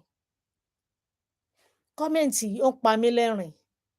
Oh, ẹ jọ̀ọ́ mi ò plug kíní low battery. Thank you. Anyway, mi need láti sọ nǹkan kan mọ́. You can send your message and I will read it. But make sure you respect the community. You don't come here and write nonsense and rubbish. Otherwise, I will block you off. You know that. You know me. So, with dignity, respect, message block you. Because this woman, thank you, my brother. The woman has damages a lot in this struggle with her sweet mouth. Benny, your law, I can't believe it that someone can say on this show for 6. It's your problem anyway. Repete.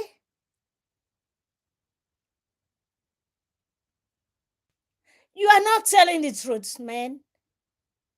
You are not speaking truth. Oh, so òtítọ́. Number 1, tí èèyàn pẹ̀lú èèyàn bá ń jà, tí orí wọn bá tàṣì, Akànnì, àbákànnì kọ́ ni.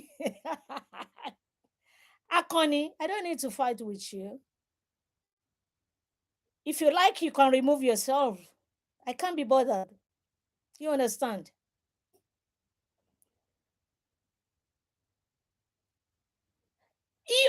Ó ní pé ó ń gbé ní ìlú òyìnbó ní ìlú tá a gbé wá yìí.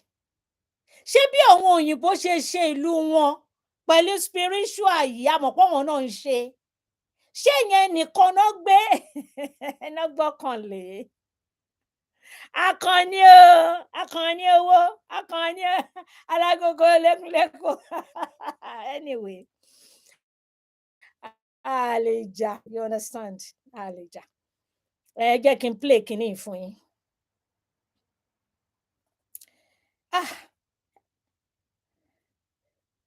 Èmi ò yí gbọ́, wọ́n ṣẹ̀ jù sí mi ni o, but gbogbo wa gbọ́. Ènìyàn láṣọ mi tí mo bá bojú wẹ̀yìn. Tí mo bá rá lákànnì, ènìyàn láṣọ mi.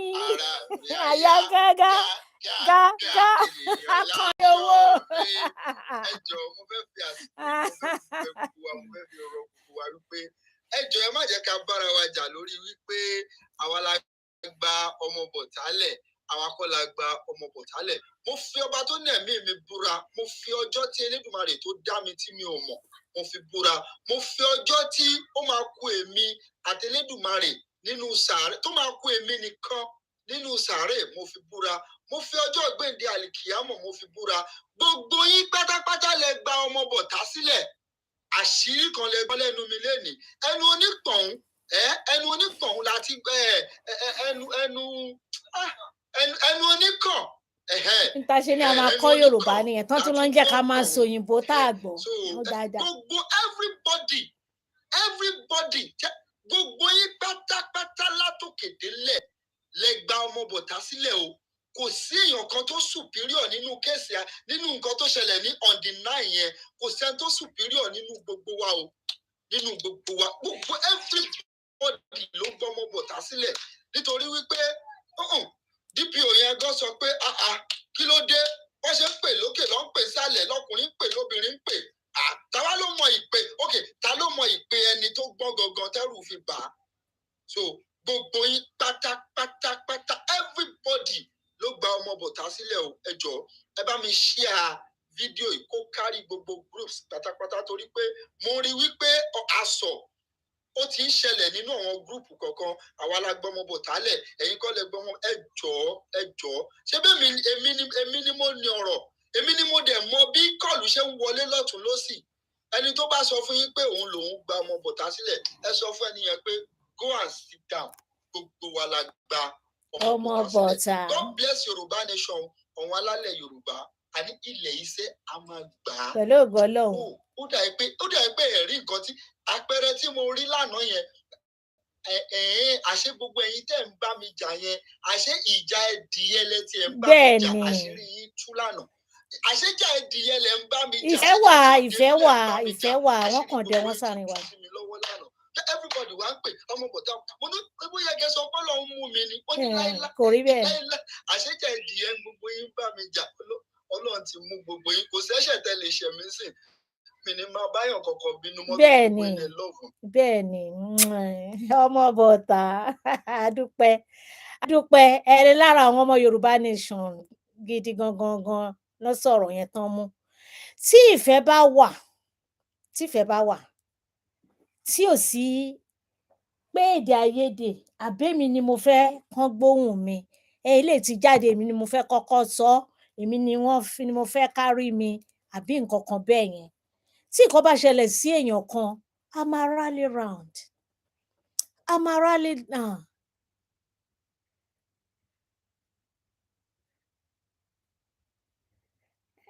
Thank you. You know I love you. Aleja, I love you so much. Wípé oní manners, oní anyway, mi ò lè sọ nǹkan tí mo fi nífẹ̀ẹ́ sí ẹ.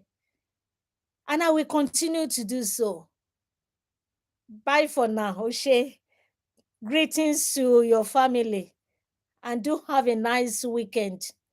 And maybe I will still ti ń jẹ́ kí n lọ máa sọ grammar báyìí àtúnpàdé Yorùbá ní kó máa bá Ìjẹ̀bú ni wọ́n fẹ́ kó bá mi sọ o anyway ẹ jẹ́ kí n tún gbọ́ eléyìí náà mi ì mọ ohun tó wà ń bẹ̀ bọ̀tẹ́.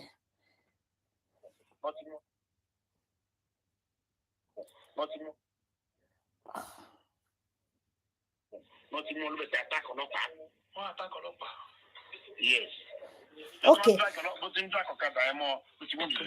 Ìṣẹ̀lẹ̀ tó ṣẹlẹ̀ lánàá ni àbí ìjọ́ wo.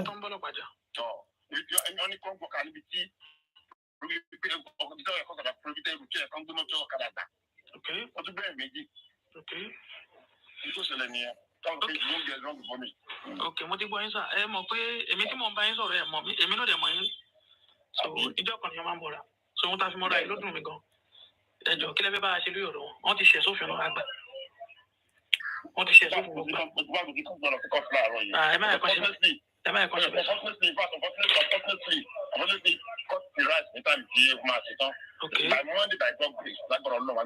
Ẹ má ṣe bẹ́ẹ̀ lánàá. Ọlànà ẹ jẹ́ ẹ má ṣe bẹ́ẹ̀. Ẹ má ṣe bẹ́ẹ̀ sà ẹ má jẹ́ ká fi nǹkan báyìí mọ́ra wá sà ẹ má yẹ ká ṣe bẹ́ẹ̀ á ti gbàgbé wọn ti ṣe tó ti yẹn ẹ jọ tó lọ. Ẹ jọ.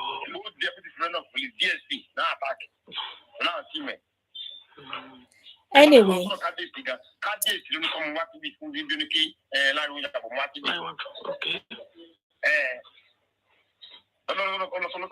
Mo kí yín ọ̀yìn ó ń ya bọ̀ Ìkòròdú ọ̀gá.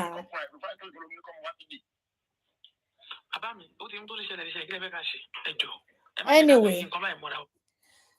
Ìṣẹ̀lẹ̀ tó ṣẹlẹ̀ ẹ jọ ẹ̀yin tí ẹ̀ ń fi tinú tọkàn tẹ́ fi ń ṣe Yorùbá nation ẹ jọ ẹ má jẹ́ kí àtàtàrí ká ṣe ohun tí ò yẹ kí a ṣe. Orílẹ̀-èdè Nàìjíríà láyé wa o tó bá ń tàn yín ẹ má tanra yín o ẹni tó ń fojú pamọ́ lè wá gbà yín sílẹ̀ o ẹni tẹ́ ẹ̀ mọ̀ ibi tó ń gbé tó ń yọ tó ti ń sọ̀rọ̀ wọn lè gbà yín sílẹ̀ o àwọn tẹ́ ẹ rí nígbà tán kó àwọn tán kó ń jọ sí àwọn tẹ́ ẹ rí àwọn náà lè padà wá fi bí iṣu sìn yín tí kan ṣẹnu yàmàyàmà bí ìgbẹ́ ẹ̀rọ̀fọ̀ tó ń bú àwọn tó gbà ẹ́ sílẹ̀ tó ń sọ̀rọ̀ sí wọn tó wá ń sọ wípé o ò torí Ìgbòho ṣe ò torí bàbá Akintoye kóró gbálẹ̀ náà ọba ti jẹ́ òjẹrà síbẹ̀ torí wọn ọ̀ràn ń jẹ́ ibi tó lọ ọba ti jẹ́ òjẹrà síbẹ̀ ẹnu ẹ gbọ́rọ̀ ń sìn Bàsíà má fi bí ṣú olóore ẹ jẹ́ ká sí ẹ má fi ká má ro téèyàn bá ṣe wá lóore ijọ́ kan ká má ro ọjọ́ ẹyọ kan yẹn pé tí ò bá sí ọlá ijọ́ kan ẹ wá gbàgbé wọn ní òṣìkà ọ̀dàlẹ̀ ó gbàgbé ọjọ́ àná ọjọ́ tí olóore ẹ ṣe é lóore àárí ibi tẹ́ máa rúra yín dé ẹ máa nìṣó, ẹ jẹ́ kán máa ní kẹ́ máa jó lọ, kán máa lùlù tẹ́ máa fi jó sí kòtò fún yín, ẹ jẹ́ kán gbó nílùú wá fún yín, kẹ́ bọ́ síta kẹ́ tún máa jó lọ, ẹ mọ̀ ìpọ àwọn gangan ló wà nídìí nǹkan tó ń ṣẹlẹ̀ lọ́nà wọn ò fẹ́ pè.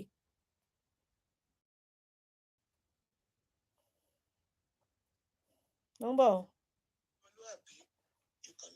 Ìwọ tún lélẹ̀. Mo kí gbogbo ilé o, orúkọ mi ni Janet Fashakin. Mo fẹ́ dúpẹ́ lọ́wọ́ bàbá wa dáadáa, Eriwola ọ̀sán mi mọ́ di láti ẹ̀kọ́ níyẹn ṣó Eriwo ẹ̀mú mọ̀ kó máa kọ́ntínú bàbá wa dáadáa tí mo gbọ́ wọlé àtẹ̀jáde wọ̀nyí. Ọ̀rọ̀ gidi lẹ́sọ. Ṣé ẹ rí, èmi ò mọ̀ bóyá èdè ọmọbìnrin yìí bóyá ó mú so many people ni. Tí ẹ sì ń rò wípé ó ní nǹkan kan tó fẹ́ gbé fún yín. Àwọn kan sì ń ṣe fọ́tò, wọ́n sì ń fi fọ́tò ẹ̀ sí. Bí bàbá wa yìí ṣe sọ, until tí ó rí àwọn èèyàn bá pé tẹ́ bẹ̀rẹ̀ sí ní yọ fọ́tò wèrè kúrò nínú gbogbo nǹkan tẹ́ ń ṣe. Wọ́n ń sọ̀rọ̀ unity bíi ti ẹ̀kọ́ ni à ń sọ. Mo dẹ̀ tún ti tún sọ. Unity tí à ń sọ, unity láàárín ẹ̀yin èèyàn gbogbo àwa tí à ń ṣe agitation yìí tí orí wa pé tó dúró síbi tó dáa. Tí iṣẹ́ àwọn tó kọ ojú ìjàngbara yìí sí gbó bí onítìrì. Tó ń rán pé kó lọ mú wa lọ́wọ́ sílẹ̀. Tó dẹ̀ successfully mú wa lọ́wọ́ sílẹ̀, tó gbé yín dé bèbè election, tó wá ń lo àwọn wèrè tó ń tẹ̀lé, pé kó tún máa challenge àwọn bàbá wa, pé kó káwọn ọmọ ogun jáde kó lọ ṣe kinní kan òun ti declare, ẹ yọ ọ̀rọ̀, àti ní àfẹ́ máa sọ̀rọ̀ obìnrin yìí lórí ìkẹ́, ṣé ọ̀rọ̀ wà bẹ́ẹ̀ ni? Ọ̀rọ̀ moving forward òun la fẹ́. Bẹ́ẹ̀nibọ̀dì bá gbé fọ́tò rádaràdà tó wọnú ilé tó gbé fọ́tò onítìrì sí, a máa yọ ẹniyàn àtòun àti fọ́tò ẹ̀ tó bá gbé wọnú ilé. Obìnrin yìí ti derail journey yìí too much. Ó ní kẹ́ kọ́wọ́ sílẹ̀, kẹ́ lọ máa wá 5 million petition. Ẹ ṣe tán ó ní òun ní ìdí ẹ̀ mọ́. Ó ní kẹ́ kọ́wọ́ sílẹ̀ kẹ́ dúró de Buhari. Kò sí ní tó ti bẹ̀ jáde. Wọ́n gbé central account níbi tá a ti lè rówó ná fún ìjàngbara yìí. Ó gbòmìnira 2022 àbí kí ló ló ń gbé òṣìranù tó gbé tó ti ń kówó jẹ ń bẹ̀. Owó tán gbà lómìnira 2022 wọn dà. Àwọn security tán fi ń support dà. Ẹ̀dẹ̀ ń wò náà, ẹ̀dẹ̀ dákẹ́, ẹ̀dẹ̀ ń wo gbogbo ẹ̀. Ẹ̀dẹ̀ tún máa sọ pé òní yá yín. Ẹjọ́ gbogbo ẹni tí ìyá ẹ bá sọ lórí ìkànnì yìí, ẹ jáde síta ẹ wá ìyá yín lọ. Àwọn tó fẹ́ move forward la fẹ́ níbí yìí, àwọn serious minded people tí wọ́n mọ nǹkan tí wọ́n ń ṣe. Tí a bá ń sọ̀rọ̀ unity, we are talking of workable unity with OPC, working unity with Ìbà Gani Adam, working unity with àwọn Àgbẹ̀kọ̀yà, àwọn Àmọ̀tẹ́kùn. Not really, madam.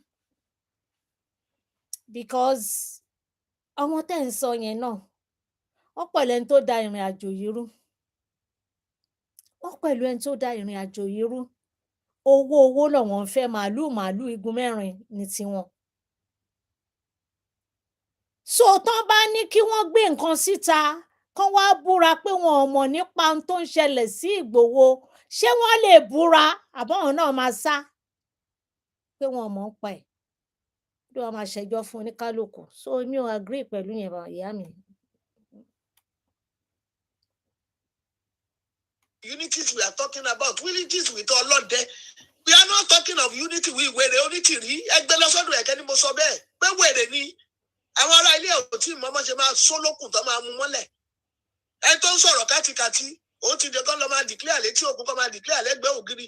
Òun ti declare lẹ́ǹkan, ẹ̀ka ṣẹṣẹ náà máa ń declare. Ó tún sọ, tẹ́ bá ti wọ t-shirt ẹ ti declare, tẹ́ bá ti wọ kíníkà ẹ ti declare. Mélòó lẹ wá ń declare àgbà yìí fẹ́ tó sọ pé ẹ̀kan ni. Òun ti dá lé iṣẹ́ sílẹ̀, òun ti lé àwọn comrade, òun ti lé àwọn chief of staff. Àwọn chief of staff ò ṣì gbogbo tọkàn tó ra wọn jọ. Lábẹ́ ìjọba Buhari. Kó lọ sí Nàìjíríà kan lọ bá àgbà Yorùbá nation. Àwọn dà. Iṣẹ́ tó ràn ló ń jẹ́, ẹjọ́ ẹ má sọ̀rọ̀ ẹ lórí ìkànnì mọ́. Ẹ má dẹ̀ gbé fọ́tò ẹ wá sórí ìkànnì. Ẹ tó bá gbé wá àtọ̀hún àti fọ́tò yẹn la máa yọ sọ sígbó. Ní group ẹ má bínú tí mo bá fi bínú sọ̀rọ̀. We need to move forward. Ó má tà. Obìnrin ti ara ìjà lẹ́yìn wà báyìí nsìn. Ẹ ti kọrí sí south nígbà tó yẹ kẹ́ máa lọ sí north. Ẹ dẹ̀ sí rò pé the same time table yẹn náà ló máa work. Ó lè work. Ẹni kẹ́ máa lọ sí igbó bíi tàdẹ́tẹ̀. Mbọ́lẹ́kọ́ mi sí mbọ́lẹ́kọ́ hospital sí. Kí lè ṣe tẹ́ fi palẹ̀ mọ́? Ìbọ́lẹ́kọ́ gbogbo wọn yẹn sí. Ọ̀pá àtẹ̀pà nìkan náà fojú yín mọ̀ tẹ́ ń wò. Àwọn tó bá fi wájú ti já sáàárín yín. Kí lẹ fẹ́ fi já wọn sílẹ̀ lórí òkè tó bá há sí? Kò yé mi.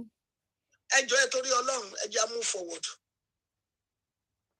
Àwọn ìjọba wọ́n dákẹ́ wọ́n ń wò. ohun tọ́ràn wá sọ ni wípé kó máa tẹ̀yìn mọ́lẹ̀ wípé ẹni bá fẹ́ gba ìlú kò ní sí ìtàjẹ̀sílẹ̀, kò ní sí ìjà, kò ní sí nǹkan kan. Ìyẹn lè jẹ́ nílùú ibòmíì tẹ́ bá ti rírú ẹ̀. Ní orílẹ̀-èdè Nàìjíríà pẹ̀lú àwọn tẹ́ ẹ̀ ń bá deal wọ̀nyí yìí sẹ́, tí ò bá ó ń tẹ̀yìn mọ́lẹ̀, ó fohùn dẹ̀ tẹ̀yìn mọ́lẹ̀. Ẹ̀yin tẹ́ ń pogun, ẹ̀yin tẹ́ ń pe kinní kan, ṣógun ò ti dé already? Ogun ti wà ńlẹ̀ already. Àwẹ̀ ti bá àwẹ̀ ńlẹ̀. Ogun ti dé. Ṣé àwọn tó wá ń ká wa mọ́, àwọn yẹn ò ti jogun? Wọ́n wá ní kó lọ máa pẹ́ẹ̀tì wọn, ní kán má jà. Mú wọn sábẹ́, mú wọn mọ́ra, kó máa ní kán máa gbé èmi ló kàn. Ìwọ ló ṣe ló pàtẹ èmi ló kàn ni. Ó wà ń bẹ̀ ńgbà náà. Ṣó wà ń bẹ̀ ni? Èmi ni mo sọ pé kán lọ máa gbé èmi ló kàn síbẹ̀. Èmi ló kàn, ẹ wo bérò ṣe pọ̀. Oh, mo sorry fún ẹ. Mo sorry fún ẹ, Ọlọ́run. O rò pé o ti rọ́wọn ọ̀bọ. A lè sùn ká kọrí síbì kan náà. Not at all. Now, ó ti ṣe declaration. Ṣó wá rí àwọn ọkùnrin tán ní ọkùnrin ló kó jáde tí wọ́n declare yẹn jọ nítorí ti Ọlọ́run. Àwọn ọkùnrin yẹn náà ni kó kó jáde kán ṣe nǹkan tó kù o. Torí ẹ ní tí Ìgbòho sẹ́nu mọ́tò. Mo lémi nìyẹ́ ẹ̀, abẹ́ ẹ̀ gbọ́ ni. Àjọkẹ́. Ìyá kan ló jáde ló lòun bí ìlọ́mọ. Àjọkẹ́ ló jáde. Mo lémi nìyá Ìgbòho. Ṣé bó bímọ tiẹ̀? Ẹ wá ní ẹ máa ṣépè fún bàbá. Ẹ máa ṣépè fún Ìgbòho. Tí 2023 tó bá wọlé dé. Tẹ́ ẹ bá fẹ́ rí 2023 yẹn gan-an ọ̀run lọ. Torí ẹ̀yin máa dúró. Ẹ̀yin máa dúró. Ohun tẹ́ fẹ́ gbọ́ lẹ fẹ́ kán máa sọ kì í sórí platform yìí. Bí wèrè bá wọnú bí máa já dànù. Tẹ́ fẹ́ gbọ́ kọ́ ni mo fẹ́ sọ. Lábẹ́ àwọn wo lẹ ti declare? Wọ́n rán yàn wá kó máa waste time yín, kó máa tẹ̀yìn mọ́lẹ̀, kó máa ṣe rọ̀bọ̀ rebe. Ẹ wá níyẹn ń ṣe nǹkan pàtàkì. Tán bá ní àlè nǹkan, wọ́n ṣẹ̀ṣẹ̀ ń sọ àlè ní, ṣé báyé la ti bá àlè? Tán bá sọ̀rọ̀ àlè, ayé la ti bá àlè. Ayé la ti bá àlè. Yóò jẹ́ tuntun. Ẹni tó bá dẹ̀ rí pé òun ò gbọ́mọkọ́mọ wá, á ní kán ṣe DNA. Wọ́n ṣáà nípa ọmọ tó jálè gan ló bí. Ẹnu kan ní kó máa lọ ni. Yóò sí wàhálà ń bẹ náà. Tíjà bá ti dé nǹkan tó bá wọn oníkálùkù ló máa sọ síra wọn. So kẹjẹ arímú mi.